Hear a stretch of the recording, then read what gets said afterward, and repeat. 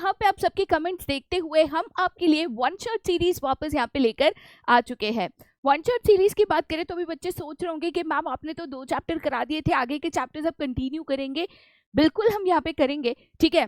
फर्क सिर्फ इतना होगा कि अब हमारा यहाँ पे बोर्ड एग्जाम नजदीक आ चुका है, तो बोर्ड एग्जाम नजदीक आने के बाद हमें तैयारी इस हिसाब से करनी होती है, स्मार्टली प्लान करके करनी होती है कि हमें कौन से चैप्टर्स पहले करने हैं, कौन से चैप्टर्स ज्यादा स्कोरिंग है, कौन से चैप्टर्स की यहाँ पे ज्यादा वेटेज है। तो अगर मैं वेटेज वाइज चैप्टर्स की बात करूं तो सबसे ज्यादा क्वेश्चंस आते हैं आपके मार्केटिंग मैनेजमेंट से। 11 मार्क का वेटेज ये चैप्टर आपका यहाँ पे रखता है। तो भाई मेरे को यहाँ पे अब वेटेज वाइज जाना है या मुझे यहाँ पे देखना है कि कैसे मैं मैक्सिमम स्कोर कर सकूं, और इसीलिए यहाँ पे मैं सीक्वेंस ऑफ चैप्टर्स इस हिसाब से लगाऊंगी कि कौन से चैप्टर ज्यादा डिफिकल्ट है, ज्यादा मार्क्स के क्वेश्चंस आते हैं, ज्यादा वेटेज यहाँ पे रखते हैं, सो दैट आपकी तैयारी यहाँ पे बोर्ड एग्जाम सेंट्रिक हो, ठीक है। एग्जाम को ध्यान में रखते हुए आपकी यहाँ पे तैयारी हो। समय कम है, बोर्ड एग्जाम नजदीक है, तो ज्यादा आपका टाइम नहीं लूंगी और डायरेक्टली हम यहाँ पे मार्केटिंग मैनेजमेंट चैप्टर जो है उसकी शुरुआत यहाँ पे करेंगे।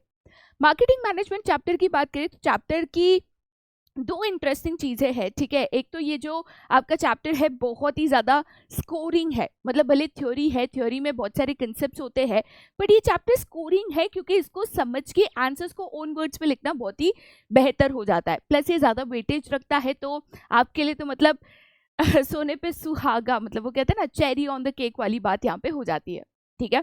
जाहिर सी बात है वन शॉट है तो सारी की सारी टॉपिक्स हम एक ही लेक्चर में यहाँ पे कवर करेंगे, ठीक है। सबसे पहले शुरुआत करेंगे with the introduction of the chapter कि मार्केटिंग मैनेजमेंट का मतलब क्या होता है, उसके क्या डिफरेंट फीचर्स है एंड उसकी क्या डिफरेंट फिलोसॉफीज है। फिलोसॉफीज ऑफ मार्केटिंग मैनेजमेंट जो है एक इम्पोर्टेंट क्वेश्चन है, इसके ऊपर केस स्टडी भी बनकर आ सकती है कि आइडेंटिफाई कौन सी मार्केटिंग मैनेजमेंट फिलोसॉफी यहाँ पे सो एंड सो व्यक्ति ने अपनाई है, या तो इसके ऊपर थ्योरी क्वेश्चंस बनकर भी आ सकते हैं कि भाई आप मार्केटिंग मैनेजमेंट फिलोसॉफीज यहाँ पे डिटेल में एक्सप्लेन करो। स्पेशली अगर आप स्टेट बोर्ड स्टूडेंट हो, थ्योरी क्वेश्चन आने के ज्यादा चांसेस हो जाते हैं, ठीक है। उसके बाद नेक्स्ट टॉपिक हम करेंगे फंक्शंस ऑफ मार्केटिंग। मतलब हमें लगता है मार्केटिंग मतलब एक ही चीज होती है, बेचो बेचो बेचो, एडवर्टीजमेंट करो, प्रोडक्ट बेचो, बट ऐसा नहीं होता है। मार्केटिंग की बात करें, मार्केटिंग डिपार्टमेंट की बात करें तो यहाँ पे सिर्फ एडवर्टीजमेंट प्रमोशन करने के अलावा बहुत सारे different other functions of marketing होते हैं जिसको हम यहाँ पे डिटेल में करेंगे। उसके बाद आएगा आपका यहाँ पे मार्केटिंग मिक्स, बेसिकली आपके जो 4 P's ऑफ मार्केटिंग है, product, price, place and promotion. तो ये 4 P's ऑफ मार्केटिंग जो है उसको हम यहाँ पे डिटेल में करेंगे, ठीक है। तो प्रोडक्ट क्या है, प्रोडक्ट मिक्स क्या है, उसमें ब्रांडिंग, लेबलिंग, पैकेजिंग क्या है, फंक्शंस ऑफ पैकेजिंग क्या है, फीचर्स ऑफ लेबलिंग क्या है, सब कुछ यहाँ पे डिटेल में करेंगे। उसके बाद नेक्स्ट एलिमेंट पे जाएंगे प्राइस। प्राइस के ऊपर एक ही ब्रीफ क्वेश्चन है, different factors affecting pricing decision. तो एक प्रोडक्ट का प्राइस किस तरीके से तय किया जाता है उसको हम यहाँ पे समझेंगे। उसके बाद प्लेस, जिसको हम फिजिकल डिस्ट्रीब्यूशन भी कहते हैं, उसके ऊपर चले जाएंगे जहाँ पे किस तरीके से प्रोडक्ट मार्केट में पहुंचाया जाता है, कौन से कंपोनेंट्स है जो कितना आपका इन्वेंट्री या स्टॉक होगा वो डिसीजन लेने में आपको मदद करता है, कौन से फैक्टर्स है जो आपको चैनल ऑफ डिस्ट्रीब्यूशन, जैसे बहुत सारे चैनल्स ऑफ डिस्ट्रीब्यूशन होते हैं, direct, indirect, 1 level, 2 level, 3 level, तो कौन से फैक्टर्स है जिसके बेसिस पे आप ये चैनल्स यहाँ पे सिलेक्ट करते हो, ठीक है। उसके बाद हम ये चारों क्वेश्चन जैसे मैंने बताया डिटेल में करेंगे। प्रमोशन की भी बात करें तो प्रमोशन में एडवर्टीजमेंट है, then you have sales promotion, personal selling, public relation. In short मेरे दोस्त पूरा का पूरा चैप्टर एक किच वीडियो देख लो, यहाँ पे आपका कवर हो जाएगा। 1 video and the chapter is done. बस इतना ध्यान रखना कि वीडियो देखते देखते अगर हो सके तो नोट्स बनाते जाना। अगर आप ऑलरेडी पढ़ चुके हो तो आप यहाँ पे इसको एज ए रिविजन भी ले सकते हो, ठीक है। सबसे पहले बेटा हम यहाँ पे मार्केटिंग मैनेजमेंट की मीनिंग से शुरुआत करते हैं। मीनिंग अगर आप समझ लोगे ना तो आपका आधा काम वहीं पे हो जाता है। मैं अगर कहती हूँ मार्केटिंग मैनेजमेंट, अभी तक हमें मैनेजमेंट का मतलब समझ चुके हैं। फर्स्ट चैप्टर था हमारा management, what to do, when to do, how to do, who is to do, जैसे हम प्लानिंग करते हैं, ठीक है। उसके अलावा हम ऑर्गेनाइजिंग करते हैं, रिसोर्सेज अरेंज करते हैं, उसके अलावा हम स्टाफिंग करते हैं, लोगों को रिक्रूट करते हैं, डायरेक्टिंग करते हैं, लोगों को इंस्ट्रक्शंस देते हैं, कंट्रोलिंग करते हैं, मतलब ये देखते हैं चीजें प्लान के मुताबिक हो। ये सब हम क्यों करते हैं? हम लोगों से काम करवाते हैं। हम कहते हैं management is the art of getting things done from others. क्यों हम ये सब कराते हैं? विद द अल्टीमेट एम और वन सिंगल ऑब्जेक्टिव कि कंपनी जो भी गोल्स एंड ऑब्जेक्टिव सेट करे वो हमारे अचीव हो जाए। अब मान के चलो तुम एक बिजनेस चला रहे हो, एक सिंपल सा मैं यहाँ पे एग्जांपल देती हूँ। मान के चलो कि आप एक बिजनेस यहाँ पे चला रहे हो, ठीक है। तो बिजनेस चला रहे हो तो आपका मेन ऑब्जेक्टिव हमेशा क्या होगा? तो बिजनेस का मेन या तो प्राइमरी ऑब्जेक्टिव एक ही होता है कि भाई पैसा कमाना है, प्रॉफिट कमाना है। अगर आपका उद्देश्य प्रॉफिट कमाना है नहीं तो वो बिजनेस है नहीं। तो बिजनेस के भले मल्टीपल ऑब्जेक्टिव्स होते हैं बट मेन प्राइमरी ऑब्जेक्टिव एक ही होता है कि मुझे प्रॉफिट कमाना है, पैसा कमाना है, राइट? तो प्रॉफिट पैसा आता कहाँ से है? तो एज अ बिजनेस हम जो भी गुड्स एंड सर्विसेज में डील करते हैं, चाहे हम गुड्स एंड सर्विसेज मैन्युफैक्चर करते हैं या फिर हम ट्रेडर है या फिर डिस्ट्रीब्यूटर है, उससे फर्क नहीं पड़ता है। लेकिन आप अगर गुड्स एंड सर्विसेज में डील कर रहे हो, पैसा तभी आएगा जब ये गुड्स एंड सर्विसेज का सेल्स होगा, मतलब जब ये चीजें यहाँ पे बिकेगी। इन शॉर्ट मैं ये कह सकती हूँ कि मैं जितना ज्यादा बेचूंगी उतना ज्यादा मैं कमाऊंगी। सही कह रही हूँ? तो यहाँ पे जब मैं मार्केटिंग मैनेजमेंट की बात करती हूँ तो मार्केटिंग मैनेजमेंट में हर वो डिसीजन लिया जाता है, हर वो काम किया जाता है, हर वो स्ट्रैटेजी बनाई जाती है जिससे हम कंपनी के जो सेल्स है ये सेल्स को एनहांस कर सके, या तो सिंपल शब्दों में कह सकते हो ये सेल्स को हम इंक्रीज कर सके, ठीक है? और ये सेल्स को इंक्रीज करके हम यहाँ पे कंपनी की ओवरऑल जो रेवेन्यू है, ओवरऑल जो प्रॉफिटेबिलिटी है, उसको हम यहाँ पे इंक्रीज कर सके। तो मार्केटिंग मैनेजमेंट बहुत सिंपल शब्दों में एक ही चीज कहता है, ठीक है, कि यहाँ पे हम जो भी प्रोडक्ट्स एंड सर्विसेज का एक्सचेंज कर रहे हैं, एक्सचेंज का मतलब जो भी प्रोडक्ट्स एंड सर्विसेज को हम बाइंग एंड सेलिंग यहाँ पे कर रहे हैं, ये एक्सचेंज होते वक्त या ये बाइंग एंड सेलिंग होते वक्त यहाँ पे हम ये देखें कि हम लोगों की नीड्स को सेटिस्फाई करें, लोगों की जरूरतों को पूरा करें और बेसिकली हमारे सेल्स को बढ़ाए। तो मुझे मेरे कस्टमर्स को भी खुश रखना है, मुझे देखना है मेरे कस्टमर्स खुश है, हैप्पी है, उनको प्रोडक्ट पसंद आ रहे हैं, वो सैटिस्फाइड है, क्योंकि तब जाकर वो ज्यादा खरीदेंगे, तब जाकर मैं ज्यादा बेचूंगी, तब जाकर मैं ज्यादा कमाऊंगी। यहाँ पे एक डेफिनेशन भी फिलिप कॉटलर का गिवन है, marketing as a human activity directed at satisfying needs and wants through exchange process. मतलब हम जो गुड्स एंड सर्विसेज का एक्सचेंज करते हैं, गुड्स एंड सर्विसेज का जो भी बाइंग एंड सेलिंग करते हैं, बाबू कस्टमर आपसे चीजें तब खरीदने आता है जब उसको अपनी कोई ना कोई नीड एंड वांट सेटिस्फाई करनी है। जैसे फॉर एग्जाम्पल मुझे प्यास लगी है तो मैं दुकान में जाऊंगी, पानी की बोतल खरीदूंगी, भूख लगी है मैं दुकान में जाऊंगी, खाना खरीदूंगी। तो मेरी कोई जरूरत पूरी करने के लिए, मेरी कोई नीड को वांट को सेटिस्फाई करने के लिए ही मैं चीजें खरीदती हूँ। तो as a seller, as a company जो आपको प्रोडक्ट बेचता है या सर्विस बेचती है, आपको ये ध्यान में रखना है उस तरीके का प्रोडक्ट हो, उस तरीके की सर्विस हो कि कस्टमर की नीड एंड वांट सेटिस्फाई हो जाए। सिंपल सी बात है। और ये करने के लिए जो भी काम करते हो, जो भी स्ट्रैटेजी बनाते हो, जो भी डिसीजन लेते हो, सब मार्केटिंग मैनेजमेंट का हिस्सा है। क्लियर है दोस्त? चलिए आगे चलते बेटा, फिर टू द नेक्स्ट। अब हम आ जाते हैं यहाँ पे फीचर्स ऑफ मार्केटिंग के ऊपर। आप फीचर्स कह लो, आप इसको चाहो तो कैरेक्टरिस्टिक्स कह लो, बाबू कोई फर्क नहीं है, दोनों वन एंड द सेम है, ठीक है? तो मैं फीचर्स ऑफ मार्केटिंग मैनेजमेंट की बात करूं जिससे आप मार्केटिंग मैनेजमेंट को थोड़ा सा डिटेल यहाँ पे समझ सकोगे। देखो सबसे पहला ही फीचर है need and want. Marketing management में हमारा मेन फोकस एक ही होता है बाबू, देखो कंपनी के लिए ना कस्टमर उसका भगवान है। अगर कस्टमर खुश तो कंपनी खुश, क्योंकि कस्टमर खुश ज्यादा खरीदेगा, कंपनी ज्यादा बेचेगी, कंपनी ज्यादा कमाएगी, तो कस्टमर खुश तो कंपनी खुश। बिजनेस चलता है कस्टमर से, पैसा आता है कस्टमर से, तो भाई कस्टमर को खुश रखना जरूरी है ना। अभी खुश कैसे रखोगे हैं? तुम इधर जोक मारोगे, स्टैंड अप कॉमेडी करोगे? नहीं ना भाई, तुम्हारा काम है गुड्स एंड सर्विसेज बेचना ना। तो कस्टमर तब खुश होगा जब आप उसको अच्छे से अच्छे क्वालिटी के goods and services affordable pricing पे दोगे, प्रॉपर पैकेजिंग होगा, अच्छा प्रोडक्ट होगा, अच्छी डिजाइन होगी, अच्छे फीचर्स होंगे। मतलब मैंने पैसे देके चीज खरीदी, चीज अच्छी मिलेगी तो मैं सेटिस्फाइड रहूंगी, तो मैं खुश रहूंगी, है ना? प्रोडक्ट मेरी कोई ना कोई वांट एंड नीड सेटिस्फाई करेगा तो मैं खुश रहूंगी। तो यहाँ पे मेन एम ऑफ मार्केटिंग एक ही होता है, कस्टमर्स की जरूरत को समझो, नीड एंड वांट को आइडेंटिफाई करो एंड उस मुताबिक प्रोडक्ट बनाओ जो उनकी नीड्स एंड वांट्स को सेटिस्फाई कर सके। दूसरा फीचर कहता है creating a market offering. Creating a market offering का मतलब क्या है? एक सिंपल एग्जांपल देती हूँ।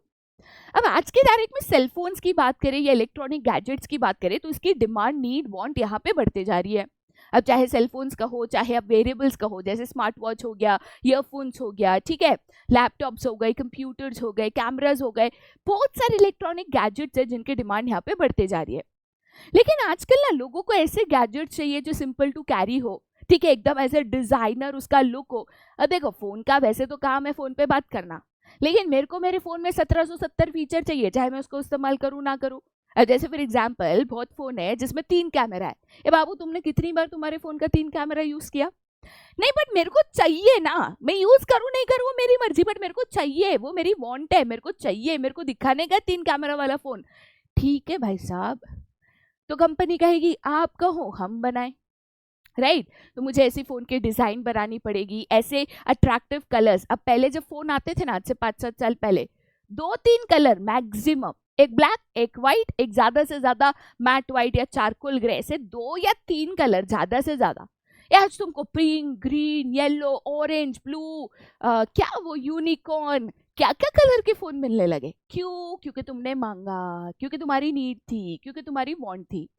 तो जब भी कस्टमर्स की नीड्स एंड वांट्स होती है, कंपनीज उसको समझती है, समझ के वो उस अकॉर्डिंग एक प्रोडक्ट डिजाइन करती है, बनाती है और उसको मार्केट में कस्टमर को सेल के लिए ऑफर करती है।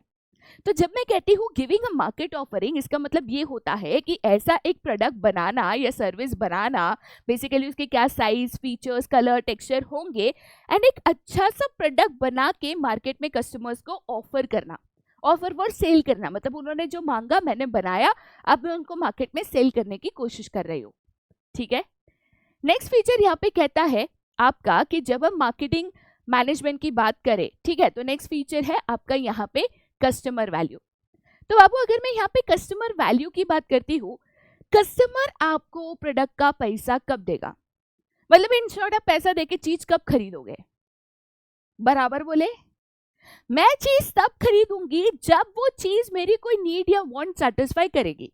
अब जैसे फॉर एग्जांपल मैं जहाँ पे रहती हूँ, हमारे यहाँ पे ठंडी पड़ती नहीं है, ठीक है, ठंडी मतलब हमारे यहाँ पे एक 15 डिग्री टेम्परेचर, 13 डिग्री टेम्परेचर, ज़्यादा से ज़्यादा उतना जाता है, एकदम ऐसे 1 डिग्री, 2 डिग्री, -डिग्री, 0 डिग्री जाता ही नहीं है।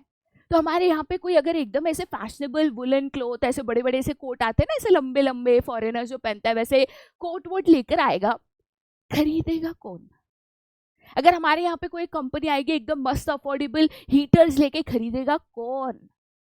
तो लोग प्रोडक्ट तब खरीदते हैं जब वो उनकी नीड या वांट सेटिस्फाई करता है। मेरी नीड नहीं है, मुझे विंटर क्लोथ ज्यादा नहीं चाहिए क्योंकि यहाँ पे विंटर होता ही नहीं है, ठंडी उतनी पड़ती नहीं है। वहीं अगर मान के चलो मैं हिमाचल में रह रही होती या कश्मीर में रह रही होती, जाहिर सी बात है मुझे विंटर क्लोथ चाहिए होते क्योंकि वहां पे उतनी ज्यादा ठंड पड़ती है, मुझे उसकी नीड है, मुझे उसकी जरूरत है। तो यहाँ पे कस्टमर वैल्यू जनरेट करना मतलब ऐसा प्रोडक्ट बनाना जो कस्टमर को कोई ना कोई वैल्यू दे, कोई ना कोई उसकी नीड सेटिस्फाई करे। अगर वो आपको पैसा दे के ये प्रोडक्ट खरीद रहा है तो वो उसकी कोई ना कोई जरूरत पूरी करे, यहाँ पे इंपॉर्टेंट है। तो कस्टमर्स तब भी आपके प्रोडक्ट खरीदेंगे जब वो उसको वैल्यू देगा, और जब वो आपके कॉम्पिटिटर्स, मतलब मार्केट में एक कंपनी थोड़ी है जो विंटरवेयर बनाएगी बाबू, 10 कंपनीज होगी। तो तुमको ये सोचना है कि तुम्हारे प्रोडक्ट में ऐसा क्या अच्छा है या क्या डिफरेंट है या क्या बेहतर है जो आपके कॉम्पिटिटर से आपको अलग बनाती है। ठीक है, तो मैं अगर यहाँ पे मार्केटिंग मैनेजमेंट के फीचर्स की बात करूँ तो मोटे मोटे में पहला 3 फीचर एक ही कहता है कि कस्टमर के मुताबिक आप चलो। बराबर, पहले तो कस्टमर्स के नीड्स एंड वांट्स को समझो, उनको क्या चाहिए, क्या जरूरतें हैं वो उसको समझो, अकॉर्डिंगली तुम एक प्रोडक्ट बनाओ, एंड देन वो प्रोडक्ट मार्केट में सेल के लिए ऑफर करो। प्रोडक्ट बनाते वक्त ये ध्यान में रखना है कि वो कस्टमर के लिए वैल्यू जनरेट करे, क्योंकि वो उसका आपको पैसा दे रहा है। तो भाई ऐसा प्रोडक्ट बनाओ जो उसके लिए वैल्यू जनरेट करे, वो पैसा देके उसकी नीड्स एंड वांट सेटिस्फाई हो, और कॉम्पिटिटर जो प्रोडक्ट मार्केट में अवेलेबल है आपका प्रोडक्ट उससे बेहतर हो। ठीक है, नेक्स्ट है that is exchange mechanism. Exchange mechanism मतलब जब buying and selling of product यहाँ पे हो रहा है। बाबू देखो, बाइंग एंड सेलिंग जब भी होता है ना, तो इसमें सेलर और बायर दोनों की मर्जी होती है, तब यहाँ पे प्रोडक्ट एक्सचेंज होता है। मैं कोई सेलर से जबरदस्ती नहीं कर सकती कि नहीं मेरे को ये प्रोडक्ट इतने में बेचना ही पड़ेगा, ना सेलर आपसे जबरदस्ती कर सकता है कि आपको ये प्रोडक्ट इतने में खरीदना ही पड़ेगा। तो जब भी दोनों के बीच में कोई भी डील होती है, कोई भी एक्सचेंज होता है, कोई भी बाइंग एंड सेलिंग होता है, तो कुछ चीजें हैं जो हम यहाँ पे ध्यान में रखता है। पहले तो एक्सचेंज होने के लिए 2 पार्टीज चाहिए, बायर एंड सेलर चाहिए। खाली बायर है तो एक्सचेंज नहीं होगा, खाली सेलर है तो भी एक्सचेंज नहीं होगा। एक प्रोडक्ट खरीदने वाला है, एक प्रोडक्ट बेचने वाला है, तब दोनों के बीच में एक्सचेंज पॉसिबल है। सेकेंड पॉइंट कहता है both parties must have something viewed as a value by each other. अब जैसे फॉर एग्जांपल मैं कोई चीज खरीदने जाती हूँ, राइट, तो मेरे पास पैसे होने चाहिए। अगर पैसा दूंगी तो मेरे को बदले में चीज देगा। मैं बोलूंगी मेरे पास पैसे तो नहीं है बट टमाटर है, ये टमाटर देके वो फोन शायद ना दे मेरे को, तो मेरे पास ऐसी कोई चीज होनी चाहिए जो उसके लिए भी वैल्यूएबल है, तभी वो मेरे को अपनी चीज देगा। क्योंकि एक्सचेंज हो रहा है ना, एक हाथ दे एक हाथ ले हो रहा है ना। अगर किसी के पास भी एक वैल्यूएबल चीज नहीं है, सामने वाले के पास प्रोडक्ट नहीं है या मेरे पास पैसा नहीं है, तो एक्सचेंज होगा नहीं, राइट। नेक्स्ट है both parties are free to accept और रिजेक्ट द ऑफर। जैसे मैंने कहा, जबरदस्ती बाइंग एंड सेलिंग किधर भी नहीं हो सकती है। अगर कोई प्रोडक्ट है, मान के चलो मैं नेगोशिएशन कर रही हूँ, जैसे हम इंडियंस के ना खून में होता है, जब तक नेगोशिएशन नहीं करते ना, ऐसे अंदर से वो मजा नहीं आता है, ठीक है। इतना नहीं, इतना कर दो, अरे 100 तो कम कर दो, अरे भैया ये भी कुछ हुआ, ये एक फीलिंग है ना। बट एनी विच वेज ऐसा नहीं है कि आपने एक प्राइस बोल दिया उसको बेचना ही पड़ेगा, या उसने एक प्राइस मांग लिया आपको खरीदना ही पड़ेगा, नहीं। अगर दोनों के लिए वो प्राइस यहाँ पे सही है, मतलब सेलर उतने में बेचने तैयार है, बायर उतने में खरीदने तैयार है, तब एक्सचेंज होगा, जबरदस्ती नहीं हो सकता। Each party feels desirable to deal with each other. मेरे को ये सेलर से खरीदना नहीं है, वो जबरदस्ती बेच सकता है, नहीं। मेरे को इसको चीज बेचनी नहीं है, कोई जबरदस्ती कर सकता है, नहीं, राइट। नेक्स्ट है each party is capable of communication and delivery. दोनों पार्टी एक दूसरे से कम्युनिकेट कर सकती है, मेरे पास प्रोडक्ट है जो मैं उसको दे सकती हूँ, तब जाकर ये एक्सचेंज होगा। दोनों पार्टी की सहमति चाहिए, चाहे वो प्रोडक्ट बेचने पे हो, चाहे वो लेन देन पे हो, चाहे वो प्राइस के ऊपर हो। और जब आप प्रोडक्ट बेच सकोगे, सामने वाला खरीद सकेगा, खरीदने तैयार होगा, आप बेचने तैयार होगे, एक प्राइस डिसाइड होगा, तब जाकर एक्सचेंज होगा, बाइंग एंड सेलिंग होगा, ठीक है। चलिए आगे जाते बेटा, फिर to the next, that is the marketing management philosophies. एकदम इंपॉर्टेंट क्वेश्चन और एकदम ही लल्लन टॉप, मतलब मजेदार क्वेश्चन है, ठीक है। मार्केटिंग मैनेजमेंट फिलॉसफीज की अगर हम बात करें, तो पहले फिलॉसफीज का मतलब यहाँ पे समझो। फिलॉसफीज मतलब आइडियोलॉजी या तो सोच। सिंपल शब्दों में फिलॉसफीज का मतलब होता है आइडियोलॉजी या तो आपकी सोच। तो यहाँ पे as a producer, as a business, जब भी आप गुड्स एंड सर्विसेज को बेचते हो, तो आपकी डिफरेंट फिलॉसफीज हो सकती है, आपकी डिफरेंट आइडियोलॉजीज या सोच हो सकती है। तो हमने ये फिलॉसफीज को बेसिकली 5 पार्ट्स में क्लासिफाई किया है: production concept, product concept, selling concept, marketing concept and societal marketing concept. सब में क्या सोच है, क्या अंतर है, क्या आइडिया या आइडियोलॉजी है, ये मैं आपको सबसे पहले समझा दूं। अगर हम फर्स्ट फिलॉसफी की बात करें, that is a production concept, ठीक है। तो बाबू यहाँ पे ना प्रोडक्शन कंसेप्ट क्या कहता है, यहाँ पे अगर मैं प्रोडक्शन कंसेप्ट की बात करूं, ठीक है, तो प्रोडक्शन कंसेप्ट एग्जैक्टली कहता क्या है? प्रोडक्शन कंसेप्ट कहता है if goods are manufactured in bulk and are supplied in the market at low prices, they will get sold। इसका मतलब क्या है, मैं आपको यहाँ पे सिंपल शब्दों में बता देती हूँ। प्रोडक्शन कंसेप्ट कहता है कि अगर आप गुड्स को बल्क में बनाते हो, बल्क मतलब बहुत ज्यादा लार्ज क्वांटिटीज में यहाँ पे मैन्युफैक्चर करते हो, तुम ज्यादा बनाओगे तो तुम्हें इकोनॉमीज ऑफ स्केल का फायदा मिलेगा, इकोनॉमीज ऑफ स्केल का फायदा मिलेगा मतलब तुम सस्ता बनाओगे, सस्ता बेचोगे, बराबर। तो मैं अगर गुड्स को सस्ता बनाती हूँ, सस्ता बेचती हूँ, वो मार्केट में अवेलेबल है, वो आराम से बिक जाएगा। तो प्रोडक्शन कंसेप्ट कहता है ज्यादा बनाओ, सस्ता बनाओ, ज्यादा बनाओ, सस्ता बनाओ, गुड्स तो बिक जाएगा। क्या कहता है प्रोडक्शन कंसेप्ट? ज्यादा बनाओ, सस्ता बनाओ, गुड्स तो बिक जाएगा। ज्यादा बनाओ, सस्ता बनाओ, गुड्स तो बिक जाएगा। तो बाबू प्रोडक्शन कंसेप्ट का मेन फोकस एक ही होता है कि आप लार्ज स्केल प्रोडक्शन करो। लार्ज स्केल प्रोडक्शन करो मतलब बल्क में, या तो आप कह सकते हो लार्ज क्वांटिटीज में आप यहाँ पे प्रोडक्शन करो। जब भी आप बल्क पे प्रोडक्शन करोगे, लार्ज क्वांटिटीज में प्रोडक्शन करोगे, तो आपका कॉस्ट पर यूनिट कम होते जाएगा, मतलब कम खर्चे में आप चीजें बना पाओगे। कम खर्चे में बनाओगे, कम प्राइस पे बेचोगे, तो चीज जो है यहाँ पे आसानी से आपकी यहाँ पे बिक जाएगी, ठीक है। लेकिन हर बिजनेस के लिए बाबू ये जो अप्रोच है, ये जो आइडियोलॉजी है, ये जो सोच है यहाँ पे पॉसिबल या आप कह सकते हो कन्वीनियंट नहीं है, क्योंकि हम हमेशा यहाँ पे लो कॉस्ट प्रोडक्ट नहीं बना सकते। काफ़ी बार हमें प्रोडक्ट की जो क्वालिटी है, डिज़ाइनिंग है, रॉ मटेरियल है, इसके ऊपर फोकस करना होता है। हर चीज़ लार्ज क्वांटिटी में बनाए तो बिकेगी नहीं। जैसे मैं डायमंड से लार्ज क्वांटिटीज़ में बनाऊँ तो लार्ज क्वांटिटीज़ में बिकने नहीं वाले। तो हर चीज़ के ऊपर ये जो कंसेप्ट है वो अप्लाई नहीं हो पाता। ठीक है, इसके बाद आता है आपका सेकेंड फिलॉसफी या तो second concept, that is your product concept. अब बाबू मैं अगर यहाँ पे प्रोडक्ट कंसेप्ट की बात करूं, तो प्रोडक्ट कंसेप्ट एग्जैक्टली यहाँ पे कहता क्या है? अगर मैं यहाँ पे प्रोडक्ट कंसेप्ट की बात करूं तो प्रोडक्ट कंसेप्ट एग्जैक्टली यहाँ पे कहता क्या है? इफ वी मेक गुड्स और product of superior quality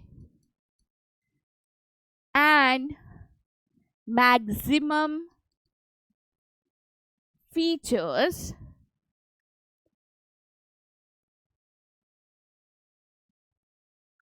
it will be sold even at higher prices. तो जो प्रोडक्ट कंसेप्ट है ना, वो प्रोडक्शन कंसेप्ट से सहमत नहीं है। प्रोडक्ट कंसेप्ट कहता है कि ऐसा नहीं होता है ज्यादा बनाओ सस्ता बनाओ। भाई प्रोडक्ट की क्वालिटी, प्रोडक्ट में क्या क्या फीचर्स है, डिजाइन है, वो भी तो मायने रखता है। तो भाई सस्ता बनाओ, इसके ऊपर आप फोकस मत करो।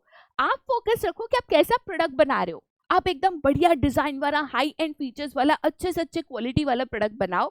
भले उसकी कीमत ज्यादा हो, फिर भी वो मार्केट में आसानी से बिक जाएगा। तो बाबू प्रोडक्ट कंसेप्ट का जो मेन फोकस है वो गुड क्वालिटी ऑफ प्रोडक्ट्स के ऊपर है, जहां पे आप गुड क्वालिटी, बेटर फीचर्स वाला प्रोडक्ट बनाओ, हाई एंड फीचर्स वाला यहाँ पे प्रोडक्ट बनाओ। भले ज्यादा प्राइसेस पे आप इसको बेचोगे, फिर भी ये यहाँ पे बिक जाएगा। तो ये अप्रोच है ना, प्रोडक्ट के ऊपर फोकस करता है। Product quality, product features, product design, product output, मतलब मुझे अच्छे से अच्छा बेहतरीन प्रोडक्ट यहाँ पे बनाना है। भले ही ज्यादा प्राइस हो जाए या ज्यादा प्राइस पे बेचना पड़े, फिर भी वो यहाँ पे बिक जाएगा। ठीक है, नेक्स्ट कंसेप्ट के ऊपर जाते हैं, that is the selling concept. अब देखो सेलिंग कंसेप्ट कहता है भाई प्रोडक्शन कंसेप्ट भी गलत, प्रोडक्ट कंसेप्ट भी गलत। क्योंकि सेलिंग कंसेप्ट ये कहता है, अगर मैं यहाँ पे सेलिंग कंसेप्ट की बात करूं तो सेलिंग कंसेप्ट एग्जैक्टली कहता क्या है? ठीक है, तो बाबू सेलिंग कंसेप्ट कहता है products will be sold only when they are aggressively marketed। ठीक है, तो बाबू सेलिंग कंसेप्ट एग्जैक्टली क्या कहता है? सेलिंग कंसेप्ट कहता है कि भाई तुम कैसा भी प्रोडक्ट बनाओ, चाहे तुम बल्क प्रोडक्शन करके सस्ता बनाओ, चाहे तुम अच्छे क्वालिटी का प्रोडक्ट बनाओ, उससे कोई भी फर्क नहीं पड़ता है। प्रोडक्ट बिकेगा तब जब तुम उसकी मार्केटिंग करोगे, जब तुम उसको प्रमोट करोगे, जब तुम एग्रेसिव सेल्स टेक्निक अपनाओगे, तब जाकर आपका प्रोडक्ट यहाँ पे बिकेगा। तो सेलिंग कंसेप्ट का मेन फोकस है प्रोडक्ट की प्रमोशन या प्रोडक्ट के एडवर्टीजमेंट के ऊपर।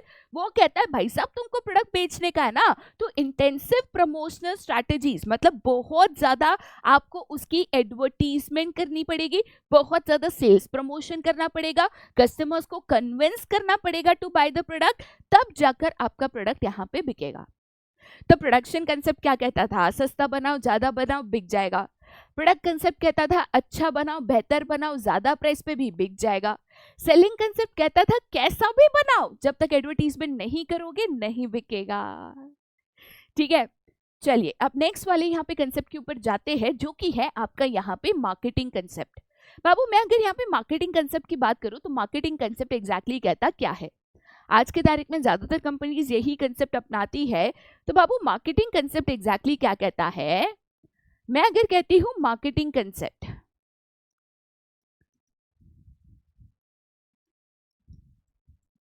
तो मार्केटिंग कंसेप्ट कहता है प्रोडक्ट्स और सर्विसेज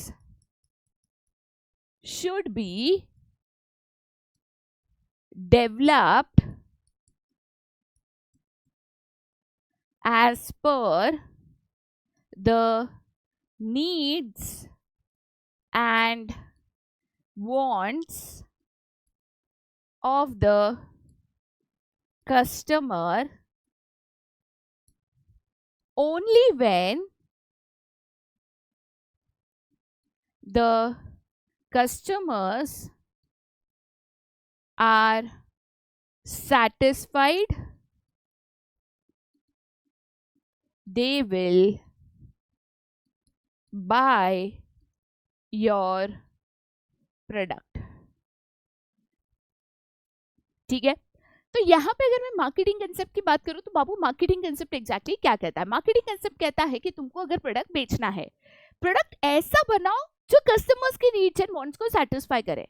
मतलब प्रोडक्ट बनाने से पहले आप कस्टमर्स को पूछो कि आपको एग्जैक्टली क्या चाहिए, आपकी नीड क्या है, आपकी वांट क्या है, आपको किस तरीके का प्रोडक्ट चाहिए, एंड अकॉर्डिंगली आप प्रोडक्ट बना के यहाँ पे मार्केट में बेचो। अगर प्रोडक्ट कस्टमर्स की नीड्स वांट्स के मुताबिक होगा, अगर वो उनकी नीड्स एंड वांट्स को सेटिस्फाई करेगा, तब जाकर ये जो प्रोडक्ट है यहाँ पे बिक पाएगा, या तब जाकर लोग जो है इस प्रोडक्ट को यहाँ पे खरीदेंगे। तो मार्केटिंग कंसेप्ट का मेन फोकस है यहाँ पे कस्टमर सेटिस्फैक्शन। मतलब मैं चाहती हूँ कि प्रोडक्ट इस तरीके से हो कि मेरे कस्टमर्स को मैक्सिमम सेटिस्फैक्शन मिले। कस्टमर्स जब सेटिस्फाइड होंगे, जब प्रोडक्ट उनके नीड्स एंड वांट्स को यहाँ पे सेटिस्फाई करेगा, तब जाकर जो है कंपनी के प्रोडक्ट्स बिकेंगे। तो as a marketing concept company पहले मार्केट एनालिसिस करती है, कस्टमर्स की नीड्स वांट्स को क्या चाहिए, क्या पसंद है, नापसंद है, इसको समझती है एंड अकॉर्डिंगली यहाँ पे प्रोडक्ट बनाती है। अब इसी कंसेप्ट का एक एक्सटेंडेड वर्जन है, that is a societal concept. इसको आप सोसाइटल कंसेप्ट या तो काफी जगहों पे इसको सोसाइटल मार्केटिंग कंसेप्ट भी यहाँ पे कहा जाता है। तो बाबू मैं अगर सोसाइटल कंसेप्ट कहती हूँ या सोसाइटल मार्केटिंग कंसेप्ट यहाँ पे कहती हूँ, तो सोसाइटल कंसेप्ट यहाँ पे कहता है कि देखो, अगर मैं यहाँ पे मार्केटिंग कंसेप्ट फॉलो करती हूँ, ठीक है, मार्केटिंग कंसेप्ट में मेरा मेन फोकस है कि कस्टमर्स का सेटिस्फैक्शन होना चाहिए, मतलब कस्टमर्स के नीड्स एंड वांट्स के मुताबिक मैं प्रोडक्ट बनाऊं। बट यहाँ पे वो एक चीज इसमें ऐड कर देता है, जब मैं यहाँ पे सोसाइटल कंसेप्ट कहती हूँ या सोसाइटल मार्केटिंग कंसेप्ट यहाँ पे कहती हूँ, तो सोसाइटल कंसेप्ट कहता है कि ठीक है, आप यहाँ पे मार्केटिंग कंसेप्ट फॉलो करो, कस्टमर्स की नीड्स एंड वांट्स समझो एंड अकॉर्डिंगली जो है आप यहाँ पे प्रोडक्ट बनाओ या सर्विसेज बनाओ सो दैट मैक्सिमम सेल्स हो। बट ये करते दौरान और एक चीज आप यहाँ पे करो, आप यहाँ पे एथिकल बिजनेस करो एंड एनवायरमेंट फ्रेंडली बिजनेस करो।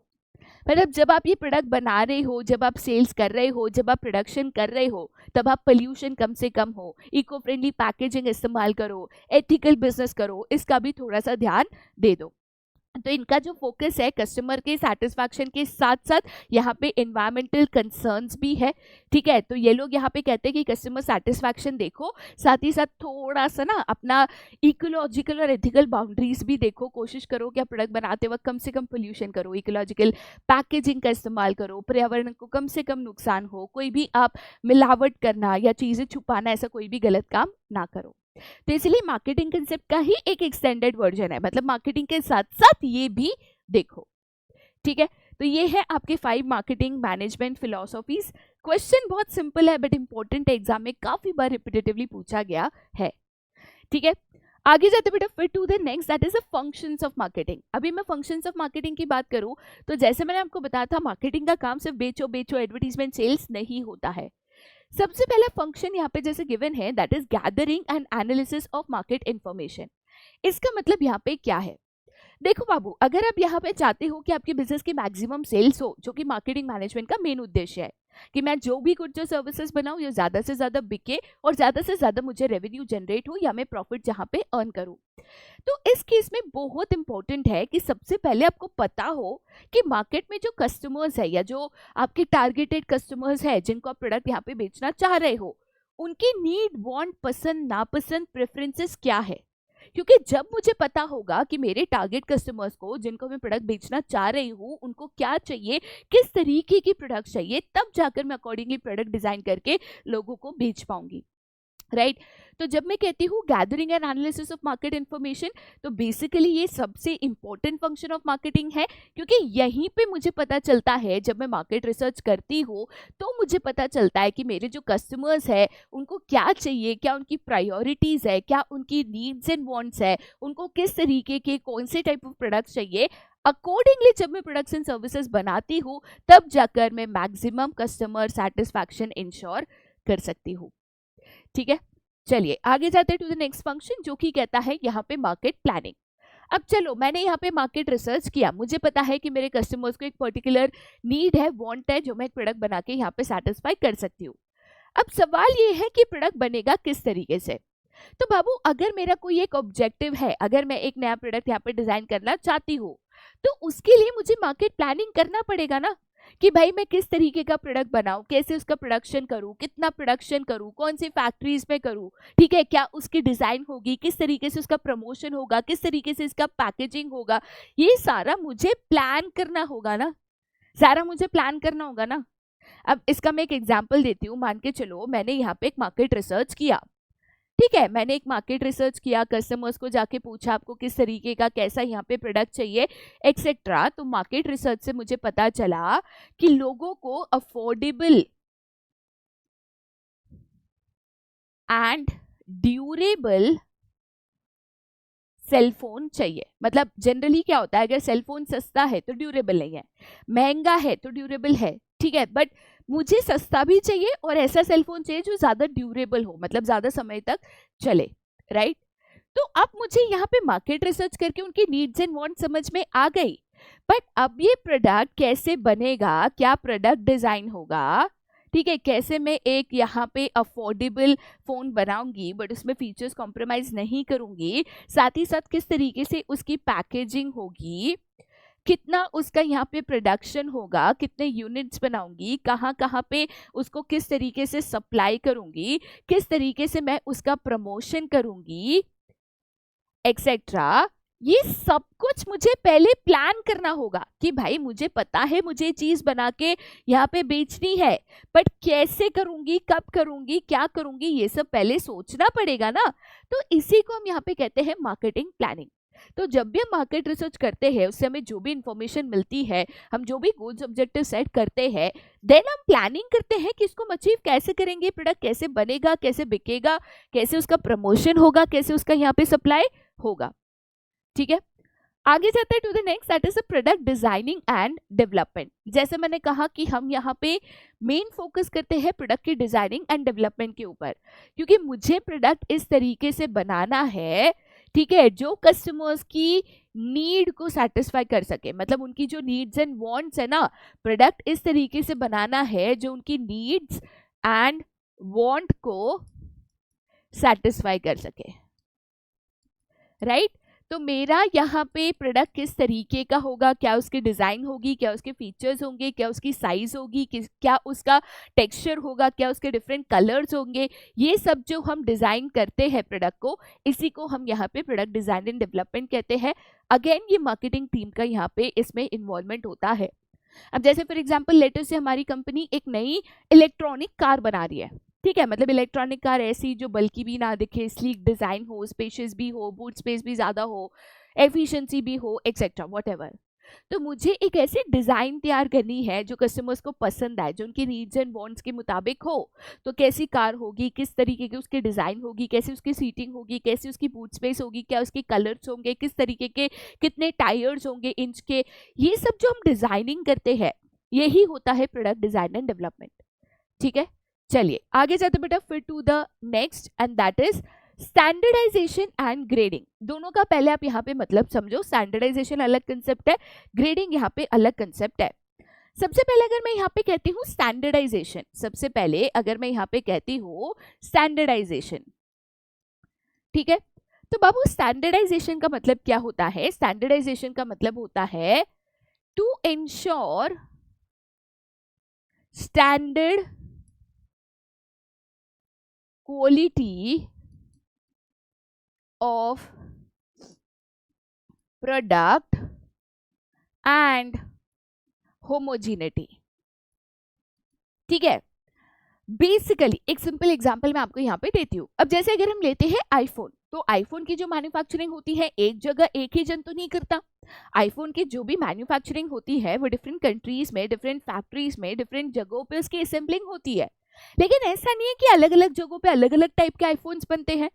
जो भी फोन्स बनते हैं अगर वो सेम मॉडल सेम डिजाइन है तो same in size, colour, texture, shape, features etcetera होगा। ऐसा नहीं है कहीं पे बड़ा बन जाएगा, कहीं पे छोटा बन जाएगा, कहीं पे पतला, कहीं पे मोटा, ऐसा नहीं होता है। क्योंकि मुझे इंश्योर करना है कि भले मैं लाखों यूनिट्स ऑफ द प्रोडक्ट बनाऊं या करोड़ों बनाऊं, सारे प्रोडक्ट जो आउटपुट बन के आता है, मतलब जो प्रोडक्ट डिजाइन होके बनकर आता है, तो सारे प्रोडक्ट्स होमोजीनियस हो, एक तरीके के बने, सेम स्टैंडर्ड क्वालिटी के यहाँ पे बने। दूसरी चीज, हम यहाँ पे कंसेप्ट ऑफ ग्रेडिंग भी फॉलो करते हैं। तो ग्रेडिंग का मतलब यहाँ पे क्या होता है? ग्रेडिंग का मतलब होता है classification of products based on different characteristics। ठीक है, तो अगर मैं यहाँ पे क्लासिफिकेशन ऑफ प्रोडक्ट की बात करूँ या ग्रेडिंग की बात करूँ, तो हम जो है प्रोडक्ट को डिफरेंट ग्रुप्स में डिवाइड करते हैं बेस्ड ऑन डिफरेंट कैरेक्टरिस्टिक्स। अब जैसे फॉर एग्जांपल हम एक सिंपल यहाँ पे एग्जांपल यहाँ पे ले लेते हैं। ठीक है, फॉर एग्जांपल हम लेते हैं यहाँ पे मैंगोस।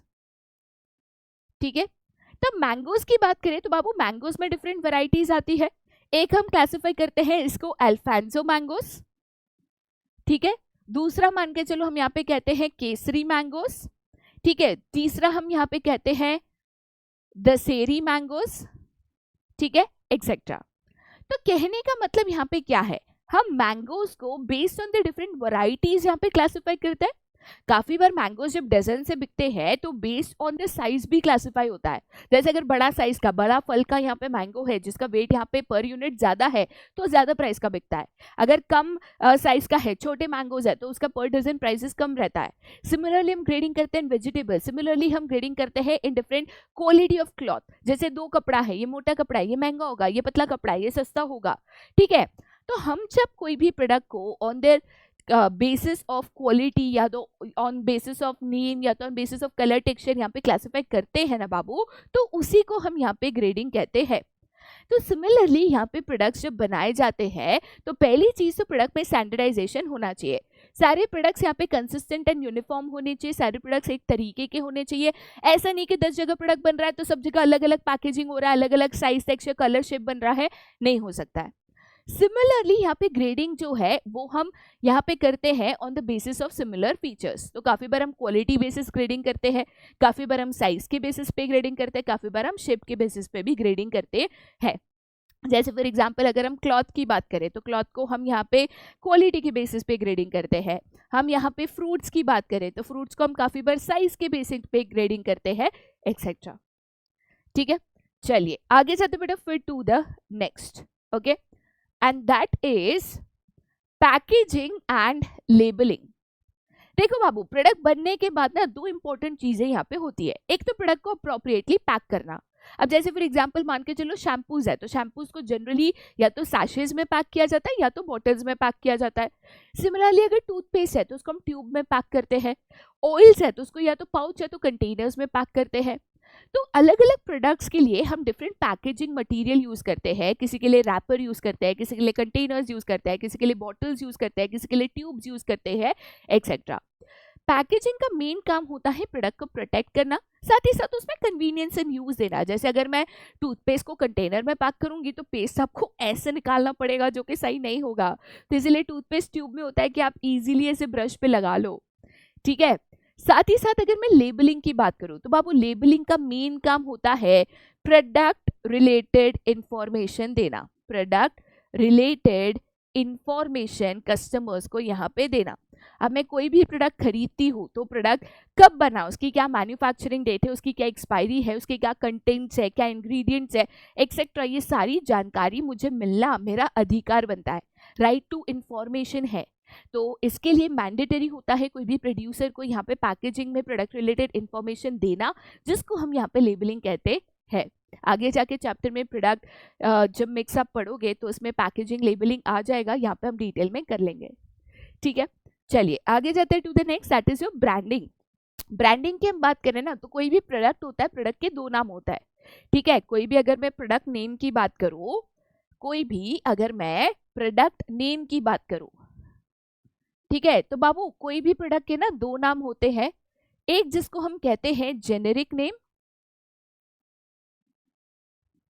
एंड दूसरा जिसको हम यहाँ पे कहते हैं ब्रांड नेम। एक जिसको हम कहते हैं जेनेरिक नेम एंड दूसरा जिसको हम कहते हैं ब्रांड नेम। एग्जाम्पल दे देती हूँ। फिर एग्जाम्पल जैसे हम कहते हैं सोप, तो ये जेनेरिक नेम है।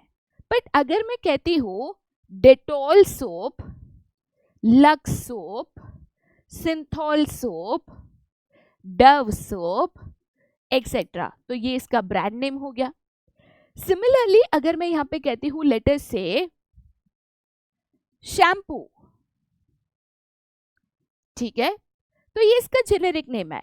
बट मैं अगर यहाँ पे कहती हूँ क्लिनिक प्लस का शैम्पू, ठीक है, या तो मैट्रिक्स का शैम्पू, ठीक है, या तो यहाँ पे आपका लॉरियल का शैम्पू एक्सेट्रा, तो ये इसके ब्रांड नेम हो गए। तो ब्रांड नेम जो है बेसिकली कोई भी प्रोडक्ट को एक आइडेंटिफिकेशन, एक नाम दे देता है। जैसे सोप, तो ठीक है वो जेनरिक प्रोडक्ट है, बट जब मैं कहती हूँ डेटॉल का सोप, तो डेटॉल जो है उसका ब्रांड नेम है, उसका आइडेंटिफिकेशन मार्क है, उसकी पहचान है। तो ब्रांड नेम का मेन पर्पस होता है कोई भी प्रोडक्ट को एक पहचान देना, एक नाम देना, एक आइडेंटिफिकेशन देना। तो ब्रांड नेम डिसाइड करना, प्रोडक्ट की ब्रांडिंग करना, उसका क्या लोगो होगा, क्या डिजाइनिंग होगी, क्या कलरिंग होगी, ये सब डिसीजन लेना, ये भी मार्केटिंग मैनेजमेंट का ही काम होता है, ठीक है। नेक्स्ट है that is your customer support service. जैसे मैंने शुरुआत में बताया था, मार्केटिंग का मेन एम होता है हमारे जो भी कस्टमर्स हैं उनका मैक्सिमम सेटिस्फैक्शन। अब मान के चलो कोई कस्टमर प्रोडक्ट खरीदता है, प्रोडक्ट रिलेटेड उसको कोई दिक्कत आती है, वो कहाँ पे कंप्लेंट रेज करेगा? अच्छा मुझे प्रोडक्ट रिलेटेड इन्फॉर्मेशन चाहिए, मैं किससे मांगूंगी? तो इसीलिए मेजॉरिटी कंपनीज यहाँ पे कस्टमर सपोर्ट सर्विस प्रोवाइड करती है। बेसिकली उनका एक कस्टमर सपोर्ट सेंटर होता है जहाँ पे अगर आपको प्रोडक्ट रिलेटेड कोई भी इंक्वायरी चाहिए, कोई भी कंप्लेंट्स है, कोई भी असिस्टेंस चाहिए, कोई भी प्रोडक्ट रिलेटेड इंफॉर्मेशन चाहिए, सारी चीज़ें आपको यहाँ पे प्रोवाइड की जाती है। अगेन इसका मेन एम होता है कस्टमर सेटिस्फैक्शन, कि कस्टमर्स के अगर कोई भी दिक्कत आए हम उसको तुरंत सॉल्व करें, सो दैट कस्टमर्स हमारे प्रोडक्ट से मैक्सिमम सेटिस्फाइड रहे, आगे जाके भी हमारा प्रोडक्ट खरीदे और दूसरों को भी रिकमेंड करे, ठीक है।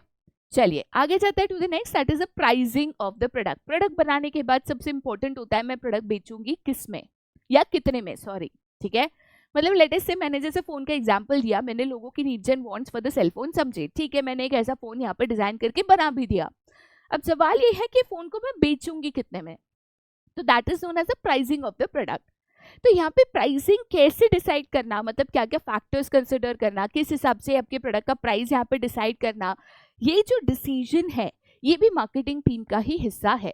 आगे जाके क्वेश्चन है factors affecting the pricing decision, उसमें आप समझोगे कि कोई भी प्रोडक्ट का प्राइस डिसाइड करते वक्त कि मेरा प्रोडक्ट बन गया, मैं उसको कितने में बेचूंगी, बहुत सारे फैक्टर्स है जो मायने रखते हैं, जिसके बेसिस पे कंपनी प्रोडक्ट प्राइस डिसाइड करती है, ठीक है। चलिए आगे जाते बेटा फिर to the next, that is a promotion. एक तरीके से प्रमोशन का मेन काम होता है टू इंश्योर कि प्रोडक्ट जो है यहाँ पे बिके। तो प्रोडक्ट बनने के बाद हम डिफरेंट तरीके इस्तेमाल करते हैं, प्रमोशनल टेक्निक्स इस्तेमाल करते हैं, जिससे हम कस्टमर्स को कन्विंस करना चाहते हैं टू बाय द प्रोडक्ट। काफ़ी बार हम प्रोडक्ट पे एडवर्टीजमेंट्स करते हैं, प्रोडक्ट के ऊपर डिस्काउंट्स एंड ऑफर्स देते हैं, ठीक है, सेल्समैन अपॉइंट करते हैं जो लोगों को प्रोडक्ट समझाए, लोगों को कन्विंस करे कि प्रोडक्ट बहुत अच्छा है, इसको खरीदना चाहिए एक्सेट्रा। तो यहाँ पे प्रमोशन का मेन एम होता है एक तो प्रोडक्ट रिलेटेड इन्फॉर्मेशन कस्टमर्स को देना एंड साथ ही साथ प्रोडक्ट के बेनिफिट्स वगैरह बता के लोगों को कन्विंस करना, to convince the customers to buy the product.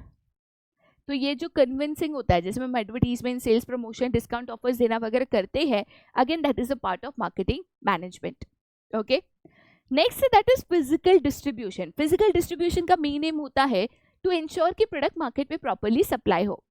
देखो बाबू, अगर लोग प्रोडक्ट खरीदना चाहते भी है और वो प्रोडक्ट अगर दुकानों में मार्केट में अवेलेबल नहीं है, तो लोग खरीदेंगे कैसे और आपका प्रोडक्ट बिकेगा कैसे?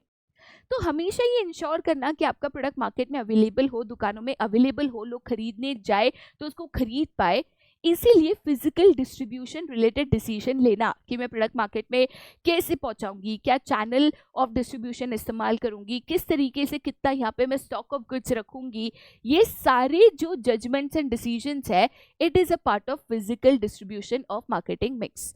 आगे जाके अगेन आपको इसको डिटेल में करना है तो आप समझोगे कि कैसे हम डिसीजन लेते हैं कि कौन सा चैनल ऑफ डिस्ट्रीब्यूशन यहाँ पे चूज करना है, कितना आपको स्टॉक रखना है, कैसे कंटिन्यू सप्लाई रखना है सो दैट प्रोडक्ट की शॉर्टेज ना हो, कस्टमर्स जब भी प्रोडक्ट डिमांड करे प्रोडक्ट अवेलेबल हो एक्सेट्रा। ठीक है, आगे जाते बेटा to the next that is transportation. देखो ट्रांसपोर्टेशन का मेन काम होता है टू ट्रांसफर द प्रोडक्ट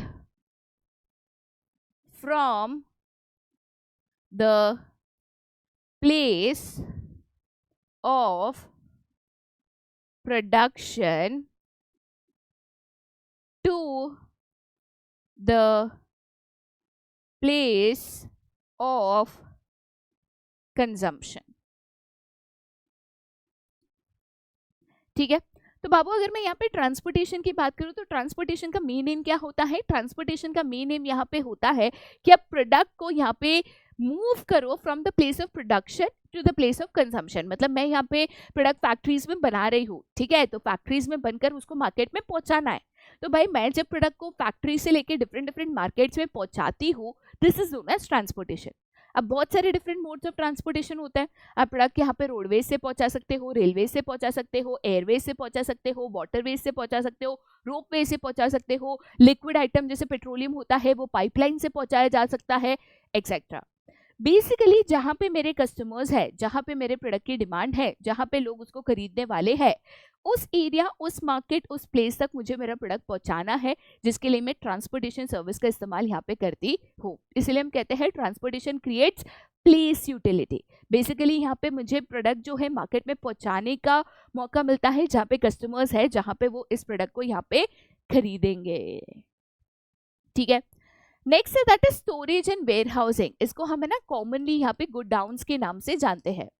तो बाबू मैं अगर स्टोरेज एंड वेयर हाउसिंग की बात करूँ तो warehousing basically time utility create करता है। तो स्टोरेज एंड वेयर हाउसिंग का मेन पर्पस क्या होता है? To safely store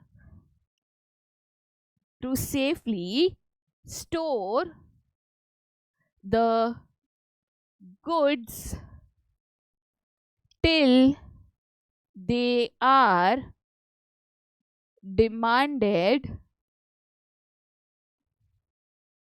or sold। In short मेरा प्रोडक्ट जब तक बिकता नहीं है तब तक उसको सेफली स्टोर करके रखना, यही मेरे वेयर हाउसिंग का यहाँ पे काम होता है। तो जनरली जो भी मैन्युफैक्चरर्स होते हैं वो प्रोडक्ट यहाँ पे बल्क में बनाते हैं, मतलब लार्ज क्वांटिटीज में बनाते हैं, बट वो एक साथ तो पूरा मोस्ट ऑफ द केसेस में बिकता नहीं है, थोड़ा थोड़ा थोड़ा करके बिकता है। तो उस समय तक जब तक प्रोडक्ट बिका नहीं है, जब तक उसकी डिमांड आई नहीं है, तब तक वो प्रोडक्ट को सेफली स्टोर करना, इसी को हम यहाँ पे कहते हैं वेयर हाउसिंग। तो वेयर हाउसिंग जैसे मैंने बताया टाइम यूटिलिटी क्रिएट करता है। जो एक प्रोडक्ट बनाने और बिकने में गैप है कि प्रोडक्ट आज बन गया 1 महीने बाद बिकेगा, तो ये जो गैप है ना बीच में, इसको फिल करने का काम वेयर हाउसिंग यहाँ पे करता है। ठीक है, चलिए आगे जाते हैं to the next, that is the most important, very important topic of the chapter. Marketing mix से क्वेश्चन आएगा, ये 100% गारंटी है। ठीक है, तो एग्जैक्टली मार्केटिंग मिक्स क्या है? बाबू देखो मार्केटिंग मिक्स के 2 नाम है, इसको लोग मार्केटिंग मिक्स भी बोलते हैं, इसको लोग 4 P's ऑफ मार्केटिंग भी कहता है। तो मार्केटिंग मिक्स की बात करो या 4 P's ऑफ मार्केटिंग की बात करो तो इसमें 4 यहाँ पे आप कहते हो सब आइटम्स यहाँ पे है, that is product, price, place को यहाँ पे फिजिकल डिस्ट्रीब्यूशन भी कहा जाता है, कंफ्यूज नहीं होना है। Product, price, place and promotion. ठीक है, तो ये 4 एलिमेंट्स ऑफ मार्केटिंग मिक्स है। पहली चीज तो आपको ये याद रखना है, there are 4 elements of marketing mix. तो अगर मैं एलिमेंट्स ऑफ मार्केटिंग मिक्स की बात करूं तो मार्केटिंग मिक्स में there are a set of marketing tools. कौन से? तो ये 4। इन शॉर्ट मेरे को प्रोडक्ट बेचना है तो मुझे 4 चीजें हैं जिसके ऊपर ध्यान रखना होगा। सबसे पहले तो मेरा प्रोडक्ट बनाऊंगी कैसे, क्योंकि प्रोडक्ट जब अच्छा होगा, प्रॉपर डिजाइनिंग होगी, कस्टमर्स की नीड वांट के हिसाब से होगा, तब वो बिकेगा। फिर सेकंड चीज, उसकी प्राइस क्या होगी, क्योंकि प्राइस बहुत ज्यादा होगी तो भी नहीं बिकेगा, बहुत कम होगी तो मेरा नुकसान होगा, तो भाई उसकी क्या अप्रोप्रिएट प्राइसिंग होगी। फिर वो मार्केट तक पहुंचाया कैसे जाएगा, एंड देन उसको बेचने के लिए क्या डिफरेंट प्रमोशनल टैक्टिक्स या स्ट्रैटेजीज का इस्तेमाल किया जाएगा। चारों एलिमेंट को बेटा हमें यहाँ पे डिटेल में पढ़ना है। बेसिकली ये जो मार्केटिंग ऑब्जेक्टिव है कि मेरा जो टारगेट मार्केट है उसको मेरे को मैक्सिमम सेल्स करना है, इसके लिए हम मार्केटिंग मिक्स का इस्तेमाल करते हैं, इसके लिए हम ये चारों एलिमेंट्स का इस्तेमाल करते हैं। ठीक है, सबसे फर्स्ट एलिमेंट के ऊपर जाते हैं। पहली चीज इसको सीक्वेंस में लिखना है, product price place promotion. It can not be product place price promotion, नहीं, क्योंकि प्रोडक्ट पहले बनता है, फिर उसकी प्राइस तय होती है, फिर वो मार्केट में सप्लाई होता है, फिर उसकी एडवर्टीजमेंट होती है। प्रोडक्ट बना के सप्लाई करके फिर तो प्राइस नहीं डिसाइड कर सकते ना, इसके लिए। ठीक है, सबसे पहले एलिमेंट पे जाते हैं, दैट इज ए प्रोडक्ट। इसको हम प्रोडक्ट मिक्स भी कहते हैं क्योंकि इसमें भी सब एलिमेंट्स है। तो बाबू जब मैं यहाँ पे प्रोडक्ट की बात करूँ या प्रोडक्ट मिक्स की बात करूँ, तो कोई भी प्रोडक्ट बनाते वक्त 3 इंपॉर्टेंट डिसीजंस है जो यहाँ पे लिए जाता है। सबसे पहला डिसीजन है दैट इज ब्रांडिंग, कि मेरा जो प्रोडक्ट बनेगा उसको मैं जेनेरिक नेम पे बेचूंगी या उसका कोई एक आइडेंटिफिकेशन, एक ब्रांड नेम यहाँ पे होगा। नेक्स्ट है उसकी लेबलिंग, प्रोडक्ट बना के मुझे उसके रिलेटेड, प्रोडक्ट रिलेटेड इंफॉर्मेशन यहाँ पे उसके पैकेजिंग पे देना बहुत ही ज्यादा जरूरी है। ठीक है, and third is your packaging, कि भाई प्रोडक्ट बनाने के बाद उसकी क्या पैकेजिंग होगी, किस तरीके से वो यहाँ पे पैक होगा, कौन सा पैकेजिंग मटेरियल यहाँ पे यूज होगा। ठीक है, तीनों एलिमेंट्स को बेटा डिटेल में करेंगे, बट सबसे पहले प्रोडक्ट मिक्स को यहाँ पे समझ लेता है। प्रोडक्ट मिक्स का मेन या सिंपल मतलब होता है फाइनल डिजाइन या आउटपुट ऑफ द प्रोडक्ट मेरा क्या होगा वो यहाँ पे डिसाइड करना। इन शॉर्ट, कि मेरा प्रोडक्ट बनने के बाद जो फाइनल प्रोडक्ट है, उसकी पैकेजिंग, उसकी लेबलिंग, सबके साथ मेरा फाइनल प्रोडक्ट और उसकी डिजाइन किस तरीके से यहाँ पे दिखेगी। तो यहाँ पे आपका प्रोडक्ट में क्या ब्रांडिंग होगी, क्या फीचर्स होंगे, क्या डिजाइन होगी, किस तरीके से उसकी लेबलिंग होगी, कितना अमाउंट ऑफ प्रोडक्शन होगा, किस तरीके से उसकी पैकेजिंग होगी, ये सारे डिसीजंस जो है ना बेटा यहाँ पे प्रोडक्ट मिक्स में लिए जाते हैं। ठीक है, तीनों डिसीजंस को एक एक करके डिटेल में हम यहाँ पे करेंगे। सबसे पहले हम यहाँ पे ब्रांडिंग को समझेंगे। जैसे मैंने बताया 3 कंपोनेंट्स होते हैं, ब्रांडिंग, पैकेजिंग, लेबलिंग, तीनों को हम एक एक करके डिटेल में समझेंगे। सबसे पहला कंपोनेंट प्रोडक्ट बनाते वक्त होता है उसकी ब्रांडिंग। जैसे मैंने आपको बताया प्रोडक्ट के ना कभी भी 2 नाम होता है, एक होता है उसका जेनेरिक नेम, एक होता है उसका ब्रांड नेम। तो मैं प्रोडक्ट को जेनेरिक नेम पे भी बेच सकती हूँ, जैसे मैं जीन्स बेच रही हूँ, मैं शूज बेच रही हूँ, मैं वॉच बेच रही हूँ, तो ये जेनेरिक नेम है। बट कोई भी कंपनी अपना एक नाम, एक रेपुटेशन मार्केट में क्रिएट करना चाहती है। वो चाहती है कि कस्टमर्स उसके प्रोडक्ट को उसके नाम से पहचाने। जैसे हम कैडबरी की कोई भी चॉकलेट आती है, कैडबरी बहुत सारी वेरिएंट लॉन्च करती है, हम उसको खरीद लेते हैं क्योंकि कैडबरी की एक रेपुटेशन है। तो हम ना प्रोडक्ट को कैडबरी के नाम से पहचानते हैं, अमूल के प्रोडक्ट्स को अमूल के नाम से पहचानते हैं। तुम चाहते हैं कि मेरे प्रोडक्ट का एक ब्रांड नेम हो, एक यहाँ पे पहचान हो। ठीक है, और ब्रांड नेम यूज करने के बेटा बहुत सारे डिफरेंट एडवांटेजेस भी है, ये भी आपको समझना है, चाहे आप कस्टमर पॉइंट ऑफ व्यू से देखो, चाहे आप यहाँ पे बिजनेस पॉइंट ऑफ व्यू से देखो। ठीक है, तो सबसे पहले हम ये देखते हैं कि ब्रांड नेम डिसाइड कैसे किया जाता है। चलो ठीक है, मैंने कह दिया कि मेरे प्रोडक्ट का एक ब्रांड नेम होगा, मैं उसको जेनरिक नेम पे नहीं बेचूंगी कि ये शूज़ है, ये वॉच है, ये बिस्किट्स है, ये चॉकलेट्स है, नहीं, मैं उसको एक नाम, एक पहचान क्रिएट करूंगी, एक उसका ब्रांड नेम यहाँ पे डिसाइड करूंगी। ठीक है, ब्रांड नेम सोचते वक्त आपको क्या चीजें हैं जो दिमाग में रखनी है। पहली चीज ना, आप जब भी ब्रांड नेम डिसाइड करो वो शॉर्ट एंड सिंपल होना चाहिए। जैसे फॉर एग्जांपल नेस्ले, जैसे फॉर एग्जांपल गोदरेज, जैसे फॉर एग्जांपल ब्रिटानिया। अगर मैं एक 4 सेंटेंस का ब्रांड नेम डिसाइड करती हूँ, पहली चीज तो पैकेज पे उसको प्रिंट कैसे करोगे, दूसरी चीज लोग उसको याद कैसे रखेंगे। अच्छा, ब्रांड नेम डिसाइड करते वक्त एकदम हाई फंडू कॉम्प्लेक्स नाम का इस्तेमाल कर दिया, लोग उसको प्रोनाउंस भी नहीं कर पाएंगे, तो लोग उसको मांगेंगे कैसे है। ठीक है, तो बाबू ब्रांड नेम है ना एकदम जितना छोटा हो सके और सिंपल हो सके वैसा रखना है कि लोग उसको आसानी से याद रख सके, प्रोनाउंस कर सके और उसको आसानी से मांग सके और पैकेज पे उसको आसानी से प्रिंट किया जा सके। ठीक है, नेक्स्ट चीज, ब्रांड नेम ऐसा हो which is easy to pronounce, जो कि मैं आपको ऑलरेडी यहाँ पे बता चुकी हूँ। कुछ ब्रांड से ना हटके मतलब नाम रखना है, एकदम डिफरेंट यूनिक रखना है, सोच के ऐसा नाम रख देते हैं जो लोग बोल ही नहीं पाते। एंड लोग जब बोल नहीं पाते तो याद नहीं रखते, याद नहीं रखते तो मांगते नहीं, मांगते नहीं तो बिकता नहीं। तो बाबू ऐसा नाम मत रखो जो लोग बोल ही ना पाए, क्योंकि बोल नहीं पाएंगे तो मांगेंगे कैसे। ठीक है, आगे चलते हैं to the next, that is brand name should be suggestive. अगर आपका ब्रांड नेम प्रोडक्ट को लिंक किया जा सकता है ना, तो आपको ऐसा ब्रांड नेम रखना चाहिए। अब जैसे फॉर एग्जाम्पल यहाँ पे पैम्पर के एग्जाम्पल दिया है, ठीक है, तो पैम्पर मतलब एक तरीके से जो छोटे बच्चे होते हैं हम उनको पैम्परिंग करते हैं, तो उस हिसाब से पैम्पर रख दिया है, ठीक है। तो आपको ना बेसिकली ऐसा ब्रांड नेम रखना चाहिए जो कहीं ना कहीं उस प्रोडक्ट से जुड़ा हुआ हो, उस प्रोडक्ट से कनेक्टेड हो। और एक मैं आपको एग्जांपल देती हूँ, आपको फोक्सवैगन पता होगा, ठीक है, बहुत बच्चे उसको वोक्सवैगन बोलते हैं, आप बोल सकते हो, बट उसका करेक्ट प्रोनाउंसिएशन है फोक्सवैगन, जिसकी गाड़ियाँ यहाँ पे मिलती है, जैसे फोक्सवैगन की वॉचेस है, टाइगोन है, एक्सेट्रा, ठीक है। तो यहाँ पे फोक्सवैगन का मतलब क्या मालूम है? फोक्स का मतलब है लोग, वैगन का मतलब सवारी, तो लोगों की सवारी, तो भाई ये जो गाड़ी है वो लोगों की सवारी है। तो देखो कहीं ना वो कनेक्ट हो गया, तो ऐसा नाम रखो जो आपके प्रोडक्ट से कनेक्ट हो सके इफ पॉसिबल, ठीक है। Next that is unique and distinctive, किसी का कॉपी ना करो भाई ऐसा नाम रखो जो यूनिक है, जो डिफरेंट है, जो डिस्टिंक्टिव है, जो हटके है। बट अगेन हटके रखने में कॉम्प्लेक्स जो प्रोनाउंस ना हो सके ऐसा भी मत करो, बट कुछ ऐसा नाम सोचो जो किसी का कॉपी नहीं है, किसी ने रखा भी नहीं है, यूनिक भी है, थोड़ा सा ऐसे हटके समझ में आ जाता है, दिख के आ जाता है, वैसा नाम आपको रखना चाहिए। नेक्स्ट है मीनिंग इन अदर लैंग्वेजेस। बाबू जब भी कोई नाम रख रहे हो मल्टीपल लैंग्वेजेस में, वो नाम का क्या मतलब है ये भी पता करो। कोई भी लैंग्वेज में वो नाम का गलत मतलब या ऐसे बहुत ही खराब मतलब नहीं होना चाहिए। तो आप जब नाम रख रहे हो सारी चीज़ें सोच समझ के रखो, हो सके तो इवन जो इंटरनेशनल लैंग्वेजेस है उसमें भी ये नाम का क्या मतलब है ये सोच समझ के रखो, मतलब उसका जो ट्रांसलेशन इन डिफरेंट लैंग्वेजेस होता है वो अच्छा होना चाहिए, कभी भी खराब उसका मतलब निकल के नहीं आना चाहिए, ठीक है। चलिए आगे जाते बेटा, फिर to the next that is the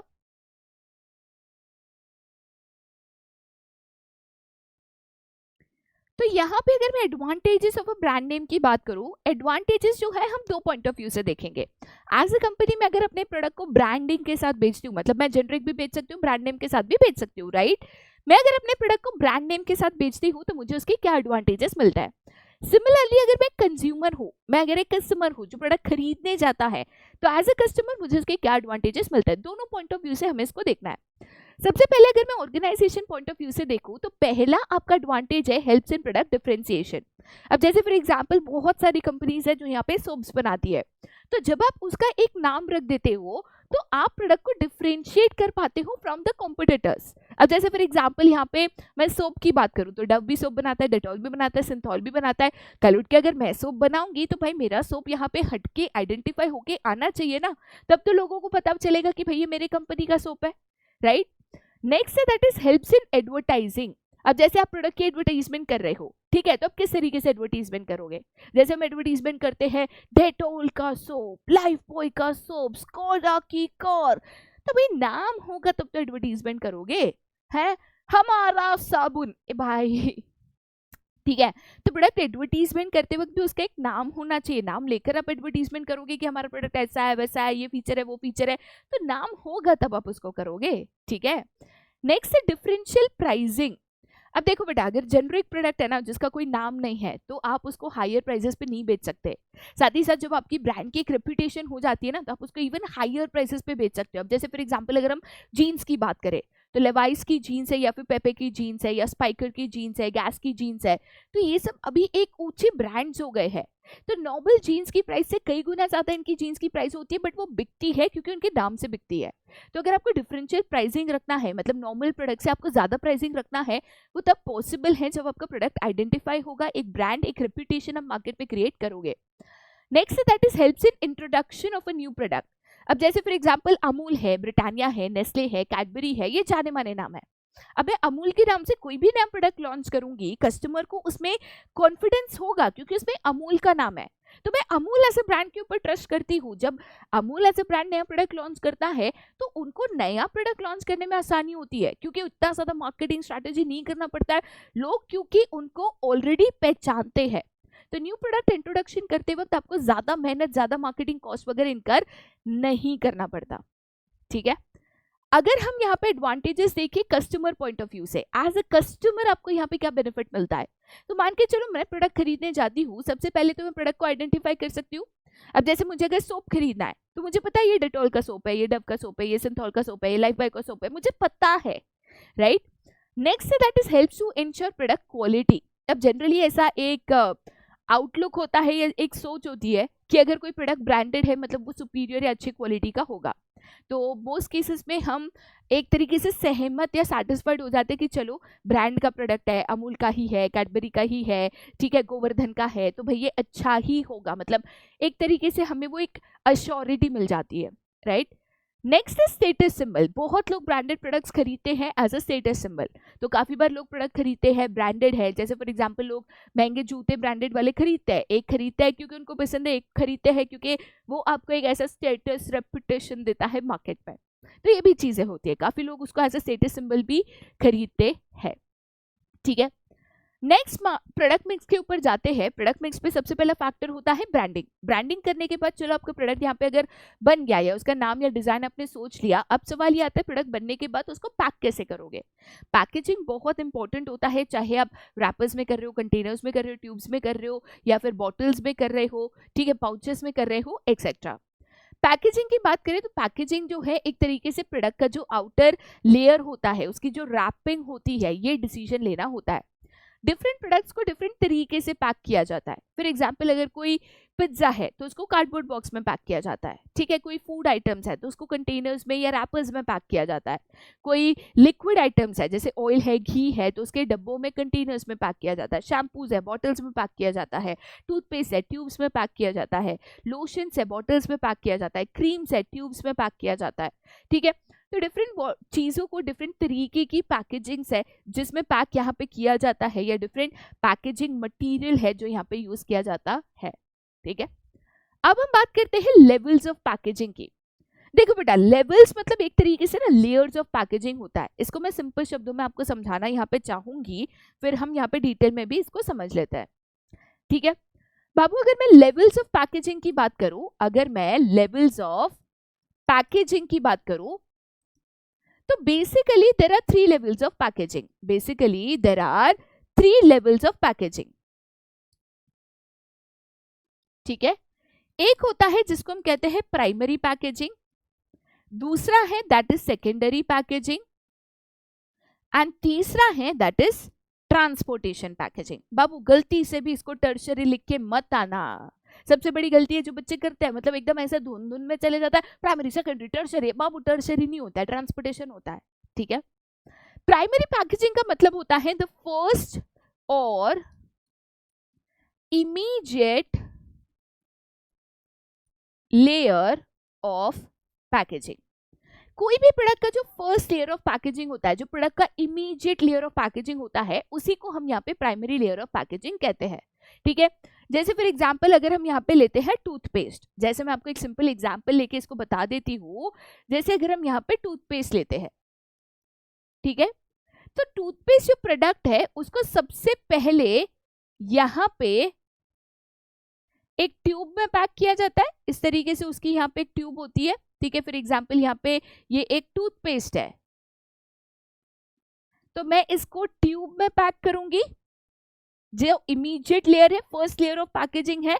तो बाबू ये बन जाएगा आपका यहाँ पे प्राइमरी लेवल पैकेजिंग, ठीक है। फिर ये जो ट्यूब है इसको मैं एक कार्डबोर्ड बॉक्स में डालूंगी। ये जो ट्यूब है इसको मैं एक कार्डबोर्ड बॉक्स में डालूंगी। तो ये जो बाबू यहाँ पे कार्डबोर्ड बॉक्स है जिसके अंदर ये ट्यूब यहाँ पे मैंने पैक किया है, ये सेकेंड लेयर ऑफ पैकेजिंग यहाँ पे बन गया, इसीलिए हम इसको कहेंगे सेकेंडरी लेवल पैकेजिंग, ठीक है। मुझे अगर ये टूथपेस्ट जो है, कोई भी टूथपेस्ट जब ट्रांसपोर्ट करता है या बेचा जाता है या सप्लाई किया जाता है, तो एक ट्यूब दो ट्यूब तो नहीं बेचेंगे हम, hundreds and hundreds of toothpaste जो है उसको यहाँ पे ट्रांसपोर्ट करेंगे। तो हम एक एक करके प्रोडक्ट यहाँ पे नहीं लेके जाएंगे। हम बेसिकली क्या करेंगे, एक बड़ा सा ऐसे कार्डबोर्ड बॉक्स लेंगे, एक बड़ा सा ऐसे कार्डबोर्ड बॉक्स लेंगे, और ये जो ऐसे बॉक्सेस है, ट्यूब्स है, ठीक है, इसको ऐसे भर भर के एक के ऊपर एक के ऊपर एक के ऊपर एक के ऊपर एक रख के ऐसे इसको यहाँ पे लेके जाएंगे, ठीक है। सिमिलरली ऐसे मैंने बहुत सारी यहाँ पे ट्यूब्स रखी, ठीक है, और यहाँ पे भी मैंने ऐसे बहुत सारी ट्यूब्स जो है उसको यहाँ पे अरेंज करी। तो ये जो है इसको हम कहते हैं transportation level packaging. Basically packaging जो हम ट्रांसपोर्टेशन कन्वीनियंस के लिए इस्तेमाल करते हैं, बड़े बड़े जो कार्डबोर्ड बॉक्स होते हैं, बड़े बड़े कंटेनर्स होते हैं, that is a transportation level packaging. तो कोई भी प्रोडक्ट है, प्रोडक्ट का जो first and immediate layer of packaging होता है उसी को हम प्राइमरी पैकेज कहते हैं। जैसे अगर टूथपेस्ट है तो उसके लिए जो ट्यूब है that is a primary level packaging, body wash है तो उसके लिए जो बॉटल है that is a primary level packaging. तो यहाँ पे ये कंज्यूमर का डायरेक्ट पैकेजिंग मटेरियल होता है जिसके अंदर प्रोडक्ट होता है जिसको आप एक्चुअल में इस्तेमाल यहाँ पे करते हो, ठीक है। Similarly secondary level of packaging कहे तो ये सेकेंड लेयर ऑफ पैकेजिंग होता है, ठीक है, जहां पे एक लेयर पैकेज करने के बाद उसको हम दूसरे लेयर में डालते हैं, जैसे इन केस ऑफ टूथपेस्ट वो कार्डबोर्ड बॉक्स यहाँ पे था, ठीक है। सिमिलरली थर्ड लेयर है that is your transportation packaging. बड़े बड़े जो ऐसे कार्डबोर्ड बॉक्सेस होते हैं या कंटेनर्स होते हैं जिनको हम ट्रांसपोर्टेशन के लिए इस्तेमाल करते हैं, प्रोडक्ट को जब हम ट्रांसपोर्ट करते हैं, लोडिंग अनलोडिंग करते हैं तो उसके कन्वीनियंस के लिए इस्तेमाल करते हैं, that is your transportation packaging, जिसमें बहुत सारी एडिशनल पैकेजिंग यहाँ पे आ जाती है। मेन प्रोडक्ट उठा के रखो, उसको अनलोड करो, सिमिलरली बहुत सारे प्रोडक्ट्स एक में पैक करो, इसके लिए ये यहाँ पे इस्तेमाल किया जाता है, ठीक है। और एक इंपॉर्टेंट चीज यहाँ पे लेवल्स ऑफ पैकेजिंग की मैं आपको बता दूं, जरूरी नहीं है कि हर प्रोडक्ट में 3 लेयर ऑफ पैकेजिंग हो, कभी 3 भी हो सकता है, कभी 4 भी हो सकता है, कभी 2 भी हो सकता है। अब जैसे फॉर एग्जांपल चिप्स के पैकेट्स है तो चिप्स है उसको मैं एक रैपर में पैक करती हूँ, फिर बहुत सारे जो पैकेट्स है उसको मैं एक कार्डबोर्ड बॉक्स में डाल के ट्रांसपोर्ट करती हूँ, तो उसमें सेकंड लेयर ऑफ पैकेजिंग होगा ही नहीं। अगर मैं इंपोर्ट एक्सपोर्ट कर रही हूँ तो हो सकता है मैं 4 लेयर्स ऑफ पैकेजिंग इस्तेमाल करूँ।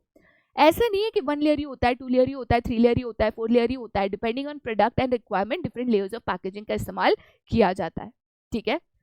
अब सवाल ये आता है कि हम पैकेजिंग करते क्यों है, कारण क्या है, उसके फंक्शंस क्या है।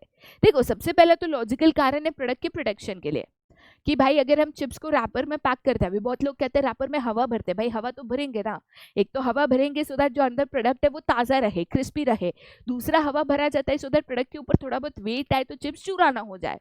तो पहली चीज़ हम चीज़ों को पैक करते हैं उसके प्रोटेक्शन के लिए, आउटसाइड एनवायरमेंट है, धूल मिट्टी पोल्यूशन चीज़ें हैं, उससे वो प्रोडक्ट यहाँ पे डैमेज खराब ना हो जाए।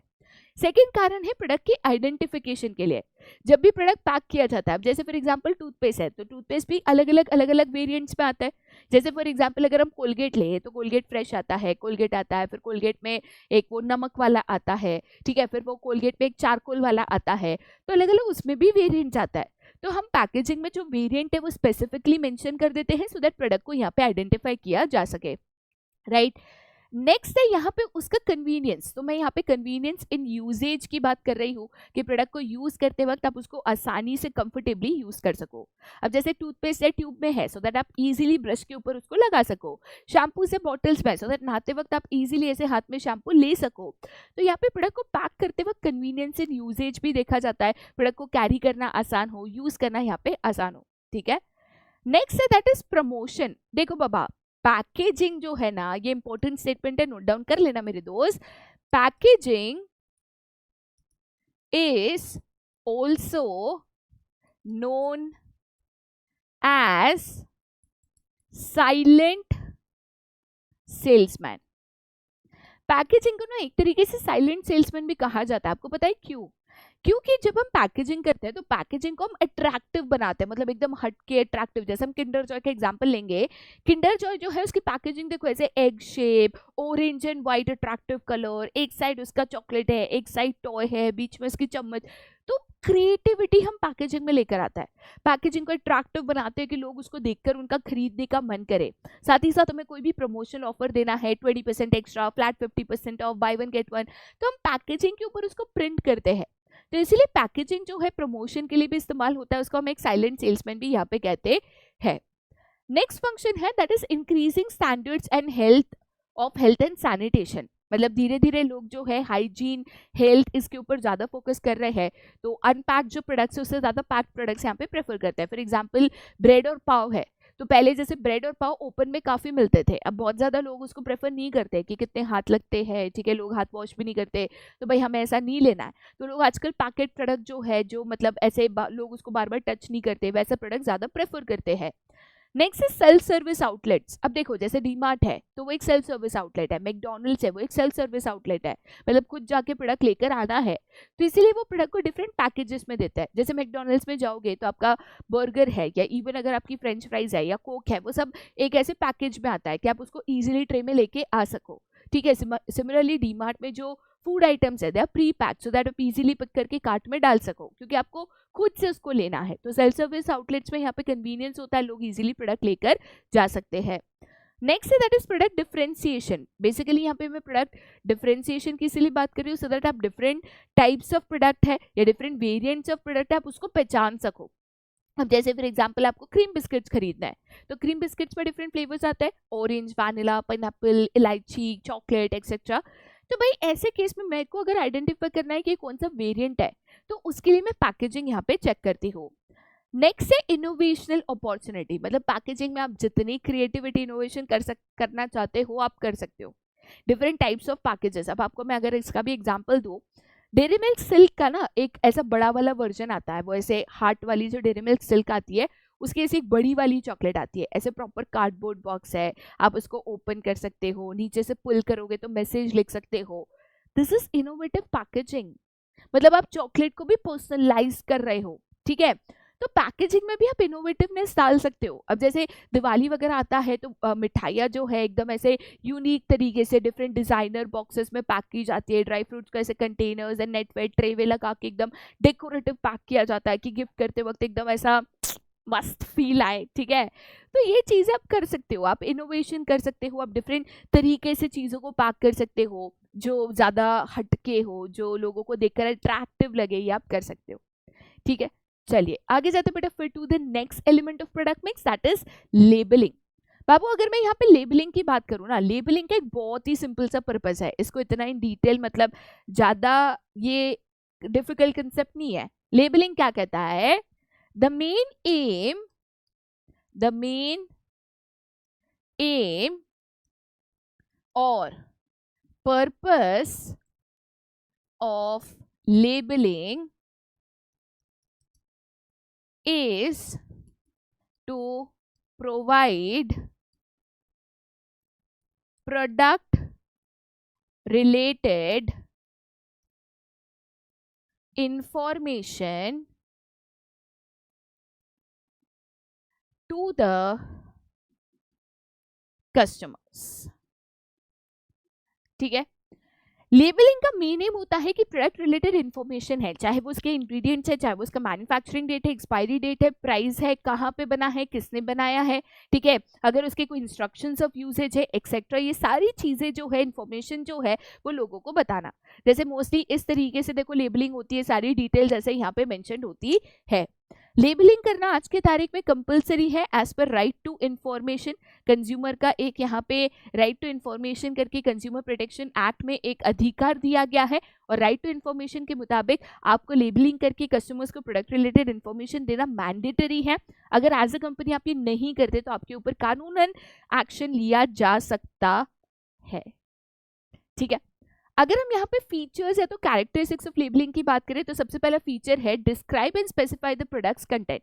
भाई प्रोडक्ट बनाते वक्त इसमें क्या क्या चीजें इस्तेमाल हुई है वो बताना, और क्या क्या मात्रा में हुई है। अब फॉर एग्जांपल मान के चलो अगर मुझे डायबिटीज है, मैं कोई भी प्रोडक्ट खरीदूंगी तो सबसे पहले चेक करूंगी इसमें कितनी शक्कर है, तो मुझे पता होना चाहिए भाई इसमें शुगर है नहीं है तो कितनी है। तो ऐसे प्रोडक्ट रिलेटेड सारी इंग्रेडिएंट्स, उसके कंटेंट जो है उसके इन्फॉर्मेशन देना। सेकेंड है identify the products and the brand. Again labelling में जो इन्फॉर्मेशन होती है उस हिसाब से हम प्रोडक्ट को, उसके ब्रांड को यहाँ पे आइडेंटिफाई कर सकता है। उसमें ब्रांड नेम लिखा होता है, कौन सा प्रोडक्ट है, कौन सा वेरिएंट है वो यहाँ पे लिखा होता है। नेक्स्ट है helps in grading of the product. अब देखो प्रोडक्ट में भी डिफरेंट क्वालिटीज आती है, तो कौन सी क्वालिटी का प्रोडक्ट है, कौन से टाइप का प्रोडक्ट है, आपको जब ग्रेडिंग करना है, क्लासिफाई करना है, तो प्रोडक्ट के ऊपर जो पैकेजिंग पे लिखा होता है उसके बेसिस पे आप यहाँ पे कर सकते हो, ठीक है। नेक्स्ट है दैट इज प्रमोट्स सेल्स। अब देखो बाबू, लेबलिंग जो है एक तरीके से वो भी सेल्स प्रमोट करता है, क्योंकि कहीं ना कहीं प्रोडक्ट रिलेटेड इंपॉर्टेंट इन्फॉर्मेशन देखकर भी आप कस्टमर्स को कन्विंस करते हो टू बाय द प्रोडक्ट। अब जैसे फॉर एग्जांपल मैं लेबलिंग में लिख देती हूँ कि ये जो प्रोडक्ट है ये शुगर फ्री है, तो आजकल लोग हेल्थ कॉन्शियस हो रहे हैं, शुगर फ्री प्रोडक्ट्स यहाँ पे प्रेफर कर रहे हैं, तो लोग उसको खरीदेंगे। मान के चलो मैं लिखती हूँ कि ये प्रोडक्ट जो है बेक्ड है, फ्राइड नहीं है, तो भाई बेक प्रोडक्ट्स है मतलब हेल्दियर वर्जन है, तो लोग उसको खरीदेंगे, राइट। नेक्स्ट से provides information required by law और लीगल ऑब्लिगेशन, जो कि मैं आपको ऑलरेडी बता चुकी हूँ। राइट टू इन्फॉर्मेशन के दौरान कंज्यूमर प्रोटेक्शन एक्ट में राइट टू इन्फॉर्मेशन कंज्यूमर्स को दिया गया है, तो कानूनन भी प्रोडक्ट रिलेटेड इन्फॉर्मेशन कस्टमर्स को देना यहाँ पे कंपलसरी मैंडेटरी है। अगर आप नहीं देते हो तो आपके ऊपर कानूनन एक्शन लिया जा सकता है, ठीक है। चलिए आगे जाते बेटा, फिर to the next, that is the price element. अब देखो बाबू, अगर मैं प्राइस एलिमेंट की बात करूं तो प्राइस मिक्स एग्जैक्टली यहाँ पे क्या है, या व्हाट इज प्राइस एलिमेंट। मैंने प्रोडक्ट बना लिया, ठीक है, प्रोडक्ट बनाते वक्त उसकी ब्रांडिंग करी, किस तरीके की पैकेजिंग होगी, किस तरीके की लेबलिंग होगी, पूरा प्रोडक्ट मेरा बनकर तैयार हो गया। सवाल ये है कि बेचूंगी कितने में। तो जो प्राइस एलिमेंट है एक तरीके से pricing of a product decide करने में आपको मदद करता है कि what will be the price at which the product or service will be sold। ये ना एक बहुत ही इंपॉर्टेंट मार्केटिंग डिसीजन है। प्राइस बहुत ज्यादा होगा तो प्रोडक्ट नहीं बिकेगा, बहुत कम होगा तो आपका नुकसान होगा। तो अप्रोप्रिएट प्राइसिंग स्ट्रैटेजी या अप्रोप्रिएट प्राइस किस तरीके से डिसाइड करना है, तो यही चीज जो है वो फैक्टर्स अफेक्टिंग प्राइसिंग डिसीजन के ऊपर यहाँ पे निर्भर करता है। मतलब बहुत सारे फैक्टर्स है जो प्राइसिंग आपको तय करने में मदद करते हैं, या जिनके ऊपर प्राइसिंग ऑफ अ प्रोडक्ट जो है यहाँ पे निर्भर करता है। कौन से है वो फैक्टर्स, उसको समझना है। सबसे पहले जब भी आप प्रोडक्ट की प्राइसिंग डिसाइड करते हो तो आपकी क्या ऑब्जेक्टिव है वो पहले आप डिफाइन करो। मतलब आप क्या पाना चाहते हो। एक होता है कि आप नया प्रोडक्ट लॉन्च कर रहे हो तो आपको सर्वाइवल चाहिए। अब मैं नया प्रोडक्ट लॉन्च कर रही हूँ, मुझे मार्केट में सर्वाइव करना है, मुझे कॉम्पिटिटर्स के सामने टिकना है, तो ऐसे केस में जनरली मैं लो प्राइसेस रखूंगी कि भाई कम से कम प्राइस रखूं सो दैट लोग मेरा प्रोडक्ट खरीदे, ट्राई करे, पसंद करे और मैं मार्केट में कॉम्पिटिशन सर्वाइव कर सकूं। मुझे यहाँ पे मार्केट शेयर लीडरशिप चाहिए। मार्केट शेयर लीडरशिप मतलब एक तरीके से ज्यादा लोग मेरा प्रोडक्ट यहाँ पे खरीदे। तो ऐसे केस में अगर ज्यादा लोग खरीदना मैं चाहती हूँ कि ज्यादा से ज्यादा लोग मेरा प्रोडक्ट खरीदे, तो अगेन मुझे लो प्राइसेस रखने हैं। मैं चाहती हूँ कि मुझे प्रोडक्ट क्वालिटी लीडरशिप चाहिए, मतलब मैं ऐसा लोगों को जताना चाहती हूँ कि मेरा प्रोडक्ट जो है वो बेस्ट इन क्वालिटी है, सबसे अच्छा क्वालिटी है। तो जनरली ऐसे केसेस में हम हाई प्राइसेस रखते हैं। जनरली लोग प्राइस को क्वालिटी से एसोसिएट करते हैं, मतलब महंगा है तो अच्छा होगा, बेहतर क्वालिटी का होगा, एसोसिएट करता है। तो आपकी क्या प्राइसिंग ऑब्जेक्टिव है, आप क्या पाना चाहते हो, सर्वाइवल चाहते हो या आपको मार्केट शेयर चाहिए, या आपको ये जताना है कि आपका प्रोडक्ट बेस्ट इन मार्केट है, उसके बेसिस पे आपको प्राइसेस यहाँ पे डिसाइड करने हैं, ठीक है। नेक्स्ट है that is the cost of the product. देखो बाबू, एक सिंपल सा लॉजिक है, तुम प्रोडक्ट जितने में बनाओगे उससे कम में तो बेच के नुकसान नहीं खाने वाले। जैसे मैंने प्रोडक्ट 100 रुपए का बनाया तो जाहिर सी बात है मैं 100 रुपए से ज्यादा में बेचूंगी ना। एक सिंपल हम एग्जांपल ले लेते हैं, मान के चलो मैंने एक यहाँ पे शर्ट बनाया, ठीक है। अब ये शर्ट का कॉस्ट ऑफ प्रोडक्शन है जिसमें मैं टोटल कॉस्ट ले रही हूँ। शर्ट का जो कॉस्ट ऑफ प्रोडक्शन है जिसमें मैं फिक्स कॉस्ट भी ले रही हूँ प्लस मैं वेरिएबल कॉस्ट भी ले रही हूँ, मतलब मैं टोटल कॉस्ट यहाँ पे ले रही हूँ, लेटेस्ट से वो है यहाँ पे 100 रुपया पर यूनिट, बराबर। तो इसमें मैं प्रॉफिट ऐड करूंगी। मान के चलो मैंने प्रॉफिट मार्जिन रखी है 30%, बराबर। मतलब मैं 30 रुपए यहाँ पे प्रॉफिट कमाऊंगी, तो मैं इस प्रोडक्ट को यहाँ पे 130 रुपए में यहाँ पे सेल करूंगी। 130 रुपया पर यूनिट जो है ये मेरी सेलिंग प्राइस होगी। कहने का मतलब यहाँ पे ये है कि कभी भी एज अ सेलर या एज अ प्रोड्यूसर आप जब कोई भी गुड्स या सर्विसेज की प्राइस डिसाइड करते हो तो उसका कॉस्ट बहुत इंपॉर्टेंट होता है। टोटल कॉस्ट कैलकुलेट करने के बाद हमेशा प्राइस जो है वो over and above the cost ही होगी कि भाई आप कम से कम कॉस्ट तो जो है यहाँ पे रिकवर कर सको, ठीक है। नेक्स्ट है that is extension of competition in the market, मतलब मार्केट में कितना ज्यादा कंपटीशन है। अब मान के चलो मेरा प्रोडक्ट एकदम यूनिक है, इनोवेटिव है, न्यू है, जो किसी और के पास नहीं मिलता है, तो ऐसे केस में मेरे पास मोनोपोली है, किसी और के पास प्रोडक्ट मिलता नहीं है, मैं ज्यादा प्राइस पे भी बेचूंगी तो बिक जाएगा क्योंकि किसी और के पास अवेलेबल ही नहीं है ना, राइट। तो अगर मोनोपोली है, अगर आपका मार्केट में कंपटीशन नहीं है, तो ऐसे केस में आप हायर प्राइसेस पे बेच सकते हो। बट मार्केट में बहुत ज्यादा कंपटीशन है, जैसे for example Pepsi and Coke absolute substitute है, तो पेप्सी ज्यादा प्राइस पे प्रोडक्ट नहीं बेच सकता है कोक से, क्योंकि अगर पेप्सी ज्यादा पे बेचेगा वो लोग कोक पे चले जाएंगे, कोक ज्यादा पे बेचेगा थम्स अप पे चले जाएंगे। कंपटीशन है बॉस। तो कितना ज्यादा या कम कंपटीशन है उसके ऊपर भी डिपेंड करता है। ज्यादा कंपटीशन है तो प्राइस कम रखना पड़ेगा, कम कंपटीशन है या कंपटीशन ना के बराबर है तो ज्यादा प्राइसेस पे भी बेच सकते हो, राइट। नेक्स्ट है the demand and utility of the product. देखो बेटा, अगर कोई भी प्रोडक्ट है जिसकी डिमांड या यूटिलिटी ज्यादा है, for example electricity, for example milk, over a period of time अगर आप देखोगे तो मिल्क एंड इलेक्ट्रिसिटी का जो रेट है वो बहुत ज्यादा बढ़ा दिया गया है, बट उसके डिमांड पे ज्यादा कोई असर नहीं आया है, क्योंकि मिल्क इलेक्ट्रिसिटी ये प्रोडक्ट्स की जो डिमांड है, इसका जो यूजेज है, यूटिलिटी है, वो बहुत ज्यादा है। अब जैसे इलेक्ट्रिसिटी की बात करें, फैन हो, ट्यूबलाइट हो, चार्जिंग करनी है, एसी चलाना है, कूलर चलाना है, मिक्सर चलाना है, ठीक है, घर में जो बेल होती है, टीवी होता है, वॉशिंग मशीन होता है, सब कुछ तो बिजली पे चलता है। तो भाई बिजली की यूटिलिटी ज्यादा है, वो आपकी बहुत सारी नीड्स को सेटिस्फाई करता है, तो even at a higher prices लोग उसको आसानी से खरीदने तैयार हो जाएंगे। तो अगर आपकी डिमांड या यूटिलिटी ज्यादा है तो भाई आप उसको ज्यादा प्राइसेस पे भेज सकते हो। बट अगर यहाँ पे डिमांड या यूटिलिटी कम है, ठीक है, तो आप उसको ज्यादा प्राइसेस पे नहीं बेच पाओगे। Okay, next that is government and legal regulations. देखो कुछ ऐसे प्रोडक्ट है जिसमें government minimum maximum prices fix कर देता है, जैसे अगर नेसेसिटी प्रोडक्ट्स है तो उसकी मैक्सिमम प्राइसेस गवर्नमेंट ने फिक्स कर रखी है, अब उससे ज्यादा में बेच नहीं सकते। तो अगर ऐसे मिनिमम मैक्सिमम प्राइसेस गवर्नमेंट के फिक्स्ड है, कायदे हैं, तो भाई उसका पालन करके ही आपको यहाँ पे प्रोडक्ट प्राइस डिसाइड करना होगा, right. Next that is a marketing method used. अब देखो अगर आप बहुत ज्यादा मार्केटिंग ऑफ अ प्रोडक्ट कर रहे हो, इन शॉर्ट आप अगर एग्रेसिव मार्केटिंग कर रहे हो, बहुत ज्यादा मार्केटिंग कर रहे हो, तो इसका मतलब भाई मार्केटिंग पे खर्चा ज्यादा कर रहे हो, खर्चा ज्यादा करोगे तो जाहिर सी बात है आप हायर प्राइसेस पे प्रोडक्ट को बेचोगे, ठीक है। बट अगर आप मार्केटिंग कम कर रहे हो, आप कह रहे हो कि भाई हम ज्यादा मार्केटिंग नहीं करेंगे, उसके बदले लोगों को डिस्काउंट ऑफर्स दे देंगे, तो आप कम प्राइसेस पे भी बेच सकते हो। तो ज्यादा मार्केटिंग करोगे तो जाहिर सी बात है ज्यादा प्राइस चार्ज करोगे, एंड अगर आप कम मार्केटिंग करोगे तो आपको ज्यादा प्राइस चार्ज करने नहीं मिलेगा, आप डिस्काउंट ऑफर्स देके ज्यादा यहाँ पे बेच पाओगे, ठीक है। चलिए आगे जाते बेटा, फिर to the third element that is a place, जिसको आप फिजिकल डिस्ट्रीब्यूशन भी कह सकते हो। काफी बार एग्जाम में कंफ्यूज करने के लिए आपको प्लेस के बदले फिजिकल डिस्ट्रीब्यूशन क्वेश्चन में लिख के दे देते हैं, देन आप सोच में पड़ जाते हो भाई ये कौन से एलिमेंट है, हमने तो प्रोडक्ट प्राइस प्लेस प्रमोशन पढ़ा था। तो भाई इसलिए मैं एक बार ही 10 बार दोहराती हूँ लेक्चर में, place and physical distribution is one and the same, ठीक है। अगर मैं फिजिकल डिस्ट्रीब्यूशन की बात करूं तो कोई भी प्रोडक्ट या सर्विस को यहाँ पे बनाकर मार्केट में अवेलेबल करना बहुत ज्यादा जरूरी है। मैं प्रोडक्ट बना दूं, प्राइस भी डिसाइड कर दूं, बट अगर मार्केट में वो मिल ही नहीं रहा है तो लोग उसको खरीदेंगे कहां से। तो प्रोडक्ट सर्विस बनाकर to make it available in the market is very important, right. तो मार्केट में प्रोडक्ट पहुंचेगा कैसे, तो उसके लिए बहुत सारे प्लेस एलिमेंट के डिसीजंस लेते हैं, ठीक है। सबसे पहला तो भाई मेरा जो प्लेस मिक्स है, मतलब मेरा चैनल ऑफ डिस्ट्रीब्यूशन यहाँ पे क्या होगा, किस तरीके से गुड्स यहाँ पे मार्केट में पहुंचेंगे, कितना मेरा एक पर्टिकुलर पॉइंट ऑफ टाइम पे मेरे को प्रोडक्शन करना है, कितना मुझे स्टॉक रखना है, ये इंपॉर्टेंट डिसीजंस है जो हम फिजिकल डिस्ट्रीब्यूशन में लेते हैं।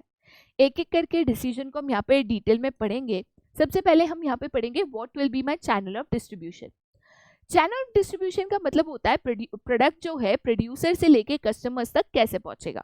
अब जैसे फॉर एग्जाम्पल हम कहते हैं कि एक मैन्युफैक्चरर है या प्रोड्यूसर है, वो प्रोडक्ट को यहाँ पे बनाएगा, ठीक है, वो ये प्रोडक्ट यहाँ पे देगा होलसेलर को, होलसेलर ये प्रोडक्ट देगा रिटेलर को, एंड रिटेलर ये प्रोडक्ट यहाँ पे देगा कस्टमर को, ठीक है। तो मेरा प्रोडक्ट जो है प्रोड्यूसर से लेके कस्टमर तक कैसे पहुंचेगा, इसी को बाबू हम यहाँ पे कहते हैं चैनल ऑफ डिस्ट्रीब्यूशन। इसी को हम क्या कहते हैं, चैनल ऑफ डिस्ट्रीब्यूशन। तो बाबू अगर मैं चैनल ऑफ डिस्ट्रीब्यूशन की बात करूँ तो चैनल ऑफ डिस्ट्रीब्यूशन का मतलब होता है हम कितने मिडिलमैन या इंटरमीडियरीज का इस्तेमाल करेंगे जिससे हमारा जो प्रोडक्ट है प्रोड्यूसर से लेके कस्टमर्स तक यहाँ पे पहुंचे। अब जैसे इस केस में, इस एग्जाम्पल में, जो आपका होलसेलर है, जो आपका रिटेलर है, they will be known as intermediaries, कि हमने दो इंटरमीडियरीज का इस्तेमाल किया प्रोडक्ट को प्रोड्यूसर से लेकर कस्टमर्स तक पहुंचाने के लिए, तो इसी को हम चैनल ऑफ डिस्ट्रीब्यूशन कहते हैं। एज अ बिजनेस आपके पास different choices of channel of distribution होता है, ठीक है। अगर मैं चैनल ऑफ डिस्ट्रीब्यूशन के टाइप्स की बात करूं, अगर मैं types of channels of distribution की बात करूं तो बेसिकली बाबू दो types of channels of distribution है, ठीक है। एक जिसको हम कहते हैं डायरेक्ट चैनल एंड दूसरा जिसको हम कहते हैं इनडायरेक्ट चैनल। एक जिसको हम कहते हैं डायरेक्ट चैनल एंड दूसरा जिसको हम कहते हैं इनडायरेक्ट चैनल। डायरेक्ट चैनल का मतलब होता है no intermediaries used, no intermediaries used, मतलब प्रोडक्ट जो है मैन्युफैक्चरर से डायरेक्टली कस्टमर्स तक पहुंचेगा, इसमें कोई इंटरमीडियरी का इस्तेमाल नहीं होगा, ठीक है। इनडायरेक्ट चैनल में देयर आर इंटरमीडियरीज यूज्ड, मतलब यहाँ पे हम इंटरमीडियरीज का इस्तेमाल करके जो प्रोडक्ट है एंड कंज्यूमर तक यहाँ पे पहुंचाते हैं, ठीक है। अब इसमें भी डिफरेंट लेवल्स होते हैं। एक होता है that is one level channel, okay, then you have two level channel and then you have three level channel। Basically आप कितने इंटरमीडियरीज यूज कर रहे हो, एक, दो या तीन, उसके बेसिस पे लेवल्स यहाँ पे डिसाइड होते हैं, आगे डिटेल में बता रही हूँ, ठीक है। तो बाबू सबसे पहले अगर हम डायरेक्ट चैनल की बात करें तो डायरेक्ट चैनल कुछ इस तरीके से होता है कि जो भी आपका मैन्युफैक्चरर या प्रोड्यूसर ऑफ द प्रोडक्ट है, जो यहाँ पे प्रोडक्ट को बना रहा है, मैं दोनों लिख देती हूँ, कोई दिक्कत नहीं है। तो जो भी आपका मैन्युफैक्चरर या प्रोड्यूसर है उससे प्रोडक्ट जो है डायरेक्ट कस्टमर्स तक यहाँ पे पहुंचाया जाता है, ठीक है।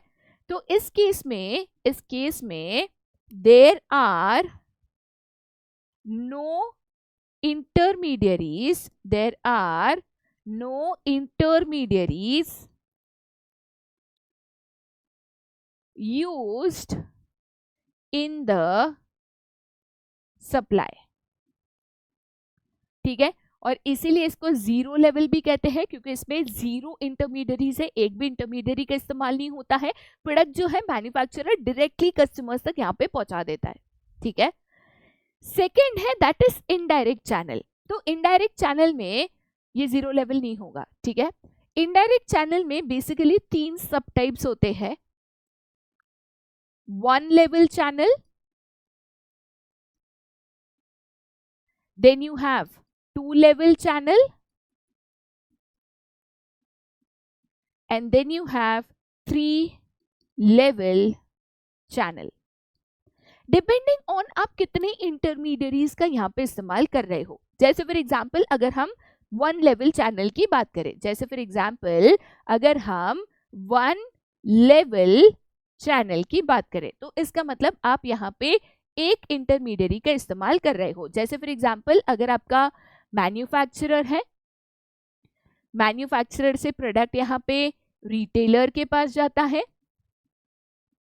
रिटेलर से डायरेक्टली कंज्यूमर के पास जाता है, ठीक है। तो यहाँ पे हम जो है कितने इंटरमीडियरीज का इस्तेमाल कर रहे हैं, तो बेटा यहाँ पे हम वन सिंगल इंटरमीडियरी का इस्तेमाल कर रहे हैं और इसीलिए it is known as one level channel. फिर सिमिलरली अगर हम यहाँ पे बात करें टू लेवल चैनल की, सिमिलरली अगर हम यहाँ पे बात करें टू लेवल चैनल की, ठीक है। तो टू लेवल चैनल में आपका एक यहाँ पे मैन्युफैक्चरर है, मैन्युफैक्चरर से प्रोडक्ट यहाँ पे जाता है होलसेलर के पास, होलसेलर से जाता है रिटेलर के पास और रिटेलर से जाता है कंज्यूमर के पास। ठीक है, तो हम बाबू यहाँ पे दो इंटरमीडियरीज का इस्तेमाल कर रहे हैं, एक होलसेलर और एक रिटेलर, और इसीलिए ये 2 लेवल चैनल हो जाता है। ठीक है, then you have that is your 3 level channel, then you have that is your 3 level channel. ठीक है, तो बाबू अगर हम 3 लेवल चैनल की बात करें तो इसमें एक आपका मैन्युफैक्चरर है, मैन्युफैक्चरर से प्रोडक्ट जाता है एजेंट के पास, एजेंट से जाता है होलसेलर के पास, होलसेलर से जाता है रिटेलर के पास, एंड रिटेलर से जाता है आपके एंड कंज्यूमर के पास। राइट, तो ऐसे केस में अगर आप देखोगे तो 1, 2 एंड 3 इंटरमीडियरीज का इस्तेमाल हुआ है, इसीलिए हम इसको 3 लेवल चैनल यहाँ पे कहता है। तो इनडायरेक्ट चैनल में इंटरमीडियरीज का इस्तेमाल करके प्रोडक्ट कंज्यूमर तक पहुंचाया जाता है, बट कितने इंटरमीडियरीज का आप इस्तेमाल कर रहे हो उसके बेसिस पे 1 लेवल, 2 लेवल एंड 3 लेवल यहाँ पे बन जाता है। ठीक है, चलिए आगे जाते बेटा फिर to the next, that is simple question. अब इसका आंसर मैं तो नहीं देने वाली, आप मुझे कमेंट सेक्शन में दोगे तब तो पता चलेगा भाई साहब कितना समझा कितना नहीं समझा। इतनी मेहनत एग्जाम्पल दे रही हूँ तो पता तो होना चाहिए ना समझ में आ रहा है कि नहीं। तो क्वेश्चन बहुत सिंपल है, यहाँ पे आपको डिफरेंट एग्जाम्पल्स दिए गए हैं, इसमें से आपको correct sequence of 2 level channel यहाँ पे पहचानना है। ठीक है, आंसर कहाँ पे दोगे बाबू, सिंपल है, नीचे कमेंट करके आप यहाँ पे आंसर दोगे, जिसका आंसर यहाँ पे करेक्ट होगा तो शमाम उसको एक यहाँ पे थम्स अप जरूर देगी। ठीक है, चलिए आगे जाते बेटा फिर to the next, and that is the components of physical distribution. तो कौन से बेसिस पे हम यहाँ पे चैनल्स डिसाइड करते हैं या कौन से कंपोनेंट्स है जिसको हम कंसिडर करते हैं by deciding the physical distribution channel. सबसे पहला आता है that is the order processing, या तो हम इसको ऑर्डर प्रोसेसिंग टाइम भी कहते हैं। ऑर्डर प्रोसेसिंग मतलब क्या, प्रोडक्ट बनाने से फाइनल प्रोडक्ट बनने में कितना समय लगता है। जैसे फॉर एग्जांपल आज आपको ऑर्डर मिला, आज अगर आपको ऑर्डर मिला, आज से लेके फाइनल प्रोडक्ट बनाने में, ऑर्डर डिलीवर करने में आपको कितना समय लगेगा। अब कुछ प्रोडक्ट्स होते हैं जिनको बनाने में समय लगता है, फॉर एग्जांपल कार्स 1 दिन 1 घंटे में नहीं बनती, कार्स बनाने हफ्ते महीने लग जाते हैं। बट कुछ प्रोडक्ट्स होते हैं जो इमीडिएटली बन जाते हैं, for example biscuit, chocolates, cakes. तो उस बेसिस पे आपको चैनल ऑफ डिस्ट्रीब्यूशन यहाँ पे तय करना है। अब कार बनाने में समय लगता है, उसमें मैं और लंबा चौड़ा चैनल ऑफ डिस्ट्रीब्यूशन रखूंगी, तो आज कोई कार का ऑर्डर देगा, ठीक है, बुक करेगा, तो 1 साल बाद उसको मिलेगी, चलेगा क्या, नहीं। ठीक है, नेक्स्ट है दैट इज अ ट्रांसपोर्टेशन। आप कितने इजीली चीजों को ट्रांसपोर्ट कर पाते हो। अब जैसे फॉर एग्जांपल मैं इजीली चीजों को ट्रांसपोर्ट कर पाती हूँ, या क्विक ट्रांसपोर्टेशन मोड है तो मैं यहाँ पे डायरेक्ट भी दे सकती हूँ। राइट, तो इन शॉर्ट आपको ट्रांसपोर्टेशन ऑफ प्रोडक्ट भी यहाँ पे ध्यान में रखना है while deciding the channel of distribution की किस तरीके से आप यहाँ पे चीजों को ट्रांसपोर्टेशन करोगे। नेक्स्ट है that is your warehousing facility. ठीक है, अगर आपके पास वेयर हाउसेस नहीं है, आप प्रोडक्ट को होल्ड नहीं कर सकते, तो आपको प्रोडक्ट को इमीडिएटली यहाँ पे बेचना होगा। बहुत बार हम क्या करते हैं, अपने खुद के वेयर हाउसेस डिफरेंट लोकेशंस पे सेटअप कर देते हैं और वहां से प्रोडक्ट जो है डायरेक्टली कस्टमर्स को या रिटेलर्स को यहाँ पे दे देता है। ठीक है, next that is the inventory control. Basically आपके पास कितना स्टॉक ऑफ प्रोडक्ट है, तो भाई उस हिसाब से भी आपका चैनल ऑफ डिस्ट्रीब्यूशन यहाँ पे तय होगा। अगर आपके पास स्टॉक ऑफ प्रोडक्ट है तो आप लंबा चौड़ा चैनल भी रख सकते हो, सो दैट प्रोडक्ट इजीली यहाँ पे मार्केट में अवेलेबल हो जाए। ठीक है, चलिए आगे जाते बेटा फिर to the next, that is factors that help determining inventory level. अब ये एक अनदर इंपॉर्टेंट कंपोनेंट है फिजिकल डिस्ट्रीब्यूशन में, कि मुझे अगर चाहिए कि मेरे प्रोडक्ट का कॉन्स्टेंट सप्लाई हो, मुझे चाहिए कि मेरे प्रोडक्ट का एक कांस्टेंट सप्लाई हो, क्योंकि अगर मेरा प्रोडक्ट मार्केट में अवेलेबल नहीं होगा तो लोग मेरे कॉम्पिटिटर के प्रोडक्ट के पास चले जाएंगे। तो मुझे एक समय पे कितना स्टॉक ऑफ प्रोडक्ट यहाँ पे रखना चाहिए। ठीक है, सबसे पहला फैक्टर आपके जो स्टॉक को इम्पैक्ट करता है that is the customer service policy. अब बाबू मैं कहती हूँ कि मेरे को कस्टमर को मैक्सिमम सर्विस देना है, ऐसा कभी नहीं होना चाहिए कि कस्टमर प्रोडक्ट ऑर्डर करे और उसको अवेलेबल ना हो। प्रोडक्ट ऑर्डर करके इमीडिएटली उसको प्रोडक्ट मिलना चाहिए, सो दैट उसका मैक्सिमम सेटिस्फैक्शन लेवल हो।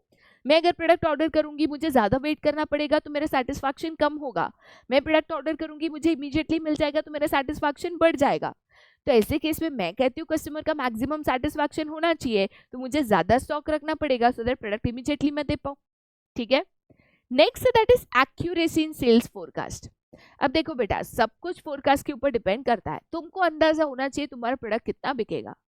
अगर तुमने गलत अंदाजा लगाया, मतलब तुमने सोचा ज्यादा बिकेगा और बिका नहीं, तो तुम्हारा वेस्टेज होएगा, तुम्हारा नुकसान होएगा। तुमने सोचा था कम बिका और ज्यादा डिमांड आ गई, तुम प्रोडक्ट सप्लाई नहीं कर पाओगे, दोनों में दिक्कत है। तो तुम कितने अच्छे से अंदाजा लगा सकते हो सेल्स फोरकास्ट का, वो भी यहाँ पे मैटर करता है बाबू। ठीक है। नेक्स्ट है डिस्ट्रीब्यूशन सिस्टम रिस्पॉन्सिवनेस, मतलब मेरा प्रोडक्ट सामने वाला कितना फटाफट बेच सकता है और ऑर्डर आने से पहले कितने फटाफट वो मुझे यहाँ पे इन्फॉर्म कर सकता है। अब जैसे फॉर एग्जांपल मेरा रिटेलर है, वो बहुत ज्यादा रिस्पॉन्सिव है, प्रोडक्ट की डिमांड आती है तो मुझे तुरंत बता देता है, भाई अच्छी डिमांड है, फटाफट यहाँ पे सप्लाई हो रहा है, तो बनाना शुरू कर दे। तो मैं उस हिसाब से मैं स्टॉक नहीं रखूंगी, वो मुझे बताएगा, मैं बनाऊंगी, मैं दे दूंगी। बट अगर वो मुझे एंड मोमेंट पे आके बोलता है, ए भाई कल प्रोडक्ट खत्म हो रहा है, परसों इतना चाहिए, मैं बना के नहीं रखूंगी तो सप्लाई कैसे करूंगी। ठीक है।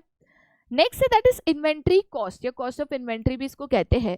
देखो बाबू, प्रोडक्ट प्राइस या कॉस्ट ऑफ इन्वेंट्री भी मैटर करता है। मेरा प्रोडक्ट अगर पेरिशेबल है, उसको कोल्ड स्टोरेज, एयर कंडीशनर ये वो चाहिए, ज्यादा स्टॉक करूंगी तो मेरा ही खर्चा बढ़ेगा। बट मेरा प्रोडक्ट अगर ड्यूरेबल है, उसको स्टोर करने में ज्यादा खर्चा नहीं होता है, तो मैं ज्यादा स्टॉक रख सकती हूँ। जैसे कपड़े जूते वगैरह है, वो ज्यादा स्टॉक में रखे जा सकता है, क्योंकि उनको स्टोर करने में ज्यादा कॉस्ट नहीं जाता है। ठीक है, चलिए आगे जाते बेटा, फिर to the next that is the last element of marketing mix, that is promotion. अब देखो बाबू, प्रमोशन का मेन मतलब क्या होता है, तो सिर्फ एडवर्टीजमेंट करना नहीं होता है। प्रमोशन का मतलब होता है कोई भी ऐसी स्ट्रैटेजी जिससे आप कस्टमर्स को कन्विंस कर सको टू बाय द प्रोडक्ट। अब प्रमोशन मिक्स में भी टोटल यहाँ पे 4 एलिमेंट्स है। अगर मैं यहाँ पे प्रमोशन मिक्स की भी बात करूं बाबू, तो प्रमोशन मिक्स में भी टोटल यहाँ पे 4 एलिमेंट्स है। ठीक है, एक है आपका यहाँ पे advertising, then you have sales promotion,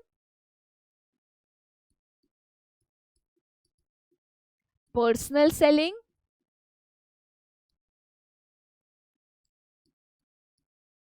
and public relations.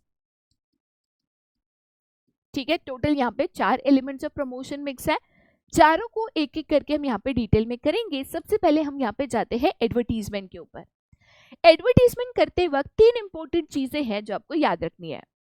एक तो एडवर्टीजमेंट हमेशा इम्पर्सनल होगी, आप इसको नॉन पर्सनल कहो, इम्पर्सनल कहो, कोई दिक्कत नहीं है। दूसरा, वो हमेशा पेड फॉर्म होगा, एंड तीसरा, उसका हमेशा एक आइडेंटिफाइड स्पॉन्सर होगा। ये 3 चीजें हैं एडवर्टीजमेंट के बारे में जो आपको यहाँ पे याद रखनी है। इसका मतलब मैं एक एक करके समझा देती हूँ।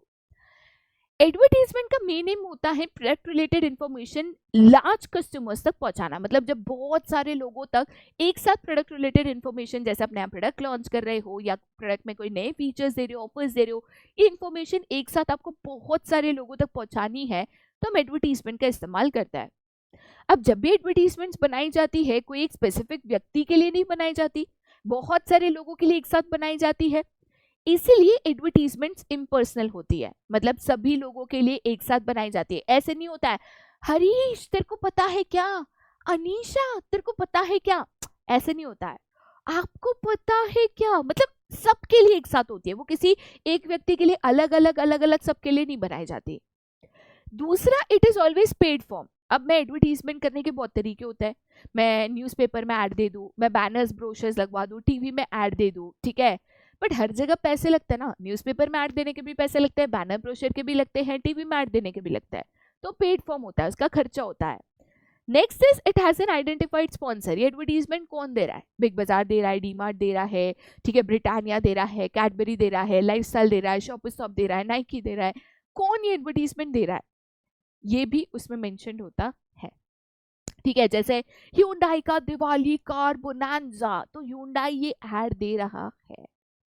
ओके, चलिए आगे जाते बेटा, फिर to the next that is the features of advertisement. आप इसको फीचर्स कहो, कैरेक्टरिस्टिक्स कहो, दोनों वन एंड द सेम है। सबसे पहला फीचर कहता है कि एडवर्टीजमेंट में ना मास रीच होती है। मास रीच मतलब आप एक साथ जब बहुत सारे लोगों तक कोई इन्फॉर्मेशन पहुंचाना चाहते हो तो एडवर्टीजमेंट्स आपको मदद करती है। आप टीवी में ऐड देते हो तो अपेरेंटली वो एक एडवर्टीजमेंट करोड़ों लोगों तक एक साथ पहुंच जाती है। आप न्यूज़पेपर में ऐड देते हो तो लाखों लोग एक साथ वो एडवर्टीजमेंट देखते हैं, ठीक है। नेक्स्ट है दैट इज चॉइस। एडवर्टीजमेंट में बहुत सारे डिफरेंट ऑप्शंस होते हैं। आप न्यूज़पेपर में ऐड कर सकते हो, सोशल मीडिया पे कर सकते हो, रेडियो पे कर सकते हो, बैनर्स ब्रोशर्स लगा सकते हो, टीवी में एडवर्टीजमेंट्स कर सकते हो, बहुत सारे डिफरेंट ऑप्शंस होते हैं। नेक्स्ट है इसमें लेजिटिमेसी यहाँ पे साउंड होती है। लेजिटिमेसी का मतलब क्या होता है, तो एक तरीके से लोग कहते हैं कि जब हम एडवर्टीजमेंट करते हैं ना तो एक तरीके से हम जो बोल रहे हैं उसका प्रूफ होता है।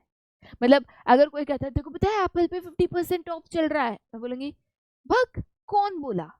तो ऐसे टीवी में आता है ना, लेकिन एप्पल पे 50% ऑफ चल रहा है तो मेरे को भरोसा हो जाता है। तो लेजिटिमेसी। नेक्स्ट है दैट इज एक्सप्रेसिवनेस। हम जब एडवर्टीजमेंट्स करते हैं ना तो हम उसमें इमोशंस, खुशी, दुख एक्सप्रेस भी कर सकते हैं। मतलब टीवी में जब एड्स आती है तो हम उसमें अपने इमोशंस, अपने स्टेटमेंट, स्टोरी लाइन ये सब भी डाल सकते हैं, ठीक है। नेक्स्ट है दैट इज इकोनॉमी। अब इकोनॉमी बोलो या इकोनॉमिकल बोलो, अब बहुत लोग कहते हैं मैम एडवर्टीजमेंट पे तो करोड़ों खर्च हो जाते हैं, बट आप सोचो अगर लेटेस्ट से मेरे को एक टीवी में एक ऐड देनी है, ठीक है, उसके ऊपर मेरा 1 करोड़ का खर्चा हो गया, लेकिन वो 1 करोड़ खर्चा करके वो एडवर्टीजमेंट 2 करोड़ लोगों तक पहुंची तो पर पर्सन अगर देखूंगी तो 50 पैसे का खर्चा हुआ। तो एडवर्टीजमेंट में खर्चा होता है बट वो बहुत सारे लोगों तक पहुंच जाता है, तो पर पर्सन खर्चा देखोगे तो बहुत कम हो जाता है फिर, ठीक है। नेक्स्ट है enhancing customer satisfaction and confidence. देखो बेटा, एक तरीके से जब हम चीज़ें एडवर्टीजमेंट्स में देते हैं, प्रोडक्ट रिलेटेड इन्फॉर्मेशन देते हैं, तो हम एक तो कस्टमर्स को कन्विंस करता है कि भाई देखिए प्रोडक्ट में ये चीज़ है, ऐसा है, इतना मस्त है, खरीद ले। दूसरा ना, जब हम चीज़ें ऐसे ओपनली पब्लिक में बताते हैं तो एक कॉन्फिडेंस आता है कि हम झूठ नहीं बोल रहे, क्योंकि हम ऐसे इतना टीवी वीवी पे ऐड देंगे तो झूठ तो बोलेंगे नहीं, बोल तो पाएंगे नहीं, तो एक कॉन्फिडेंस आ जाता है ब्रांड पे, उस पर्टिकुलर इंफॉर्मेशन पे, ठीक है। Next technique of promotion is sales promotion. Simple शब्दों में, जब भी आप डिस्काउंट ऑफर्स देकर लोगों को अट्रैक्ट करते हो to buy the product, it is sales promotion. Temporary technique है, स्टॉक क्लियरेंस करना है, नया प्रोडक्ट मार्केट में इंट्रोड्यूस करना है, तो उसके लिए इस्तेमाल होता है। अब साल भर कहोगे 50% ऑफ, तो भाई लोग समझ जाएंगे कि उल्लू बना रहे हो। तो सेल्स प्रमोशन की बात करें तो यहाँ पे हम कंपनी के सेल्स बढ़ाने की कोशिश करते हैं immediately by giving different promotional offers, जैसे डिस्काउंट्स है, flat 50% off, buy 1 get 1 free. तो ये सब सेल्स प्रमोशन के एग्जाम्पल यहाँ पे है। अगर आपको इमीडिएटली सेल्स इंक्रीज करना है शॉर्ट टर्म में, जैसे स्टॉक क्लियरेंस करना है, नया प्रोडक्ट मार्केट में इंट्रोड्यूस करना है, तो उसके लिए ये टेक्निक बहुत ही ज़्यादा यहाँ पे इस्तेमाल होती है। बट याद रखना, ये टेम्पररी सेल्स इंक्रीज करती है। आपको चाहिए आप साल भर 10 साल तक सेल्स बढ़ाओ, तो ये टेक्निक आपके लिए नहीं है फिर, ओके। सेल्स प्रमोशन की अगर हम बात करें तो एक तो यहाँ पे कस्टमर्स का फायदा होता है, डिस्काउंट्स ऑफर्स से उनको सस्ता प्रोडक्ट मिल जाता है। नेक्स्ट जो मिडिल मैन है उनको भी यहाँ पे एक फायदा मिलता है, ठीक है, मतलब उनको भी यहाँ पे इंसेंटिव्स मिलते हैं, डिस्काउंट्स मिलते हैं, सो दैट वो भी ज़्यादा से ज़्यादा बेच सके और कमा सके। सेल्स पर्सन इंसेंटिव्स भी होते हैं इसमें, जैसे बोनसेस है। सेल्स पर्सन को भी हम कहते हैं कि भाई तू ज़्यादा बेचेगा तेरे को हम ये देंगे, वो देंगे, घड़ी देंगे, वॉच देंगे, तो वो भी ज़्यादा यहाँ पे बेचने की कोशिश करते हैं, ठीक है।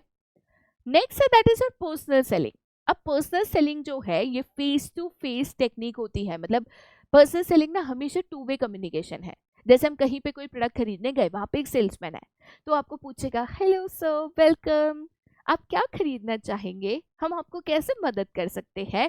फिर आपको प्रोडक्ट दिखाएंगे, एक्सप्लेन करेंगे, कन्विंस करेंगे टू बाय द प्रोडक्ट।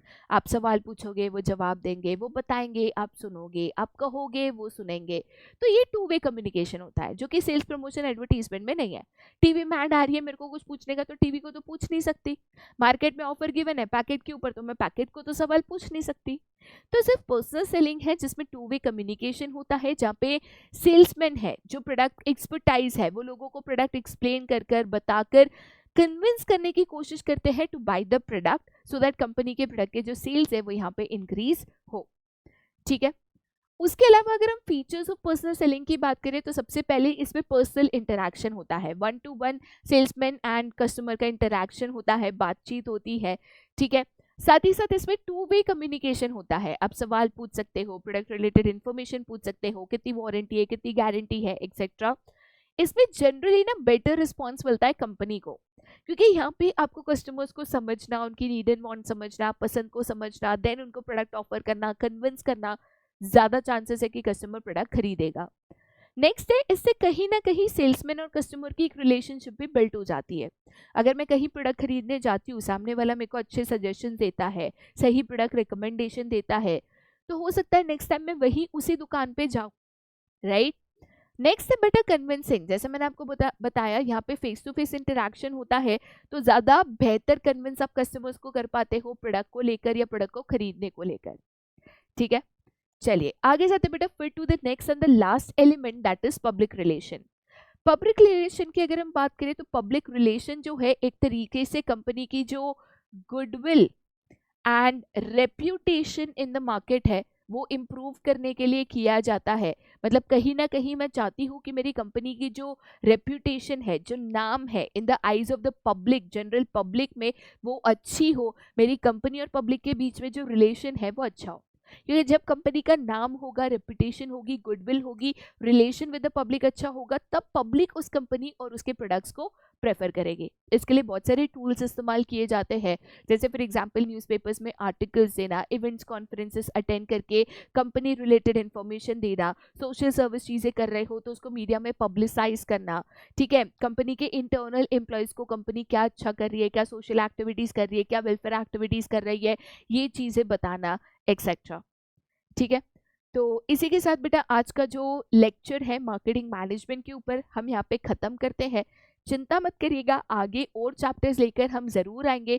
वापस बता दूं, कोशिश ये है कि इम्पोर्टेंट फर्स्ट हम करा दे, तो वही कोशिश के ऊपर यहाँ पे चैप्टर की सीक्वेंस चेंज की गई है, ठीक है। बाकी आज का लेक्चर यही खत्म होता है। छोटा सा क्वेश्चन पूछा था नीचे कमेंट सेक्शन में, ज़रूर बता देना। बाकी आज के लिए यहीं पे tata bye bye, see you, take care and have a nice day.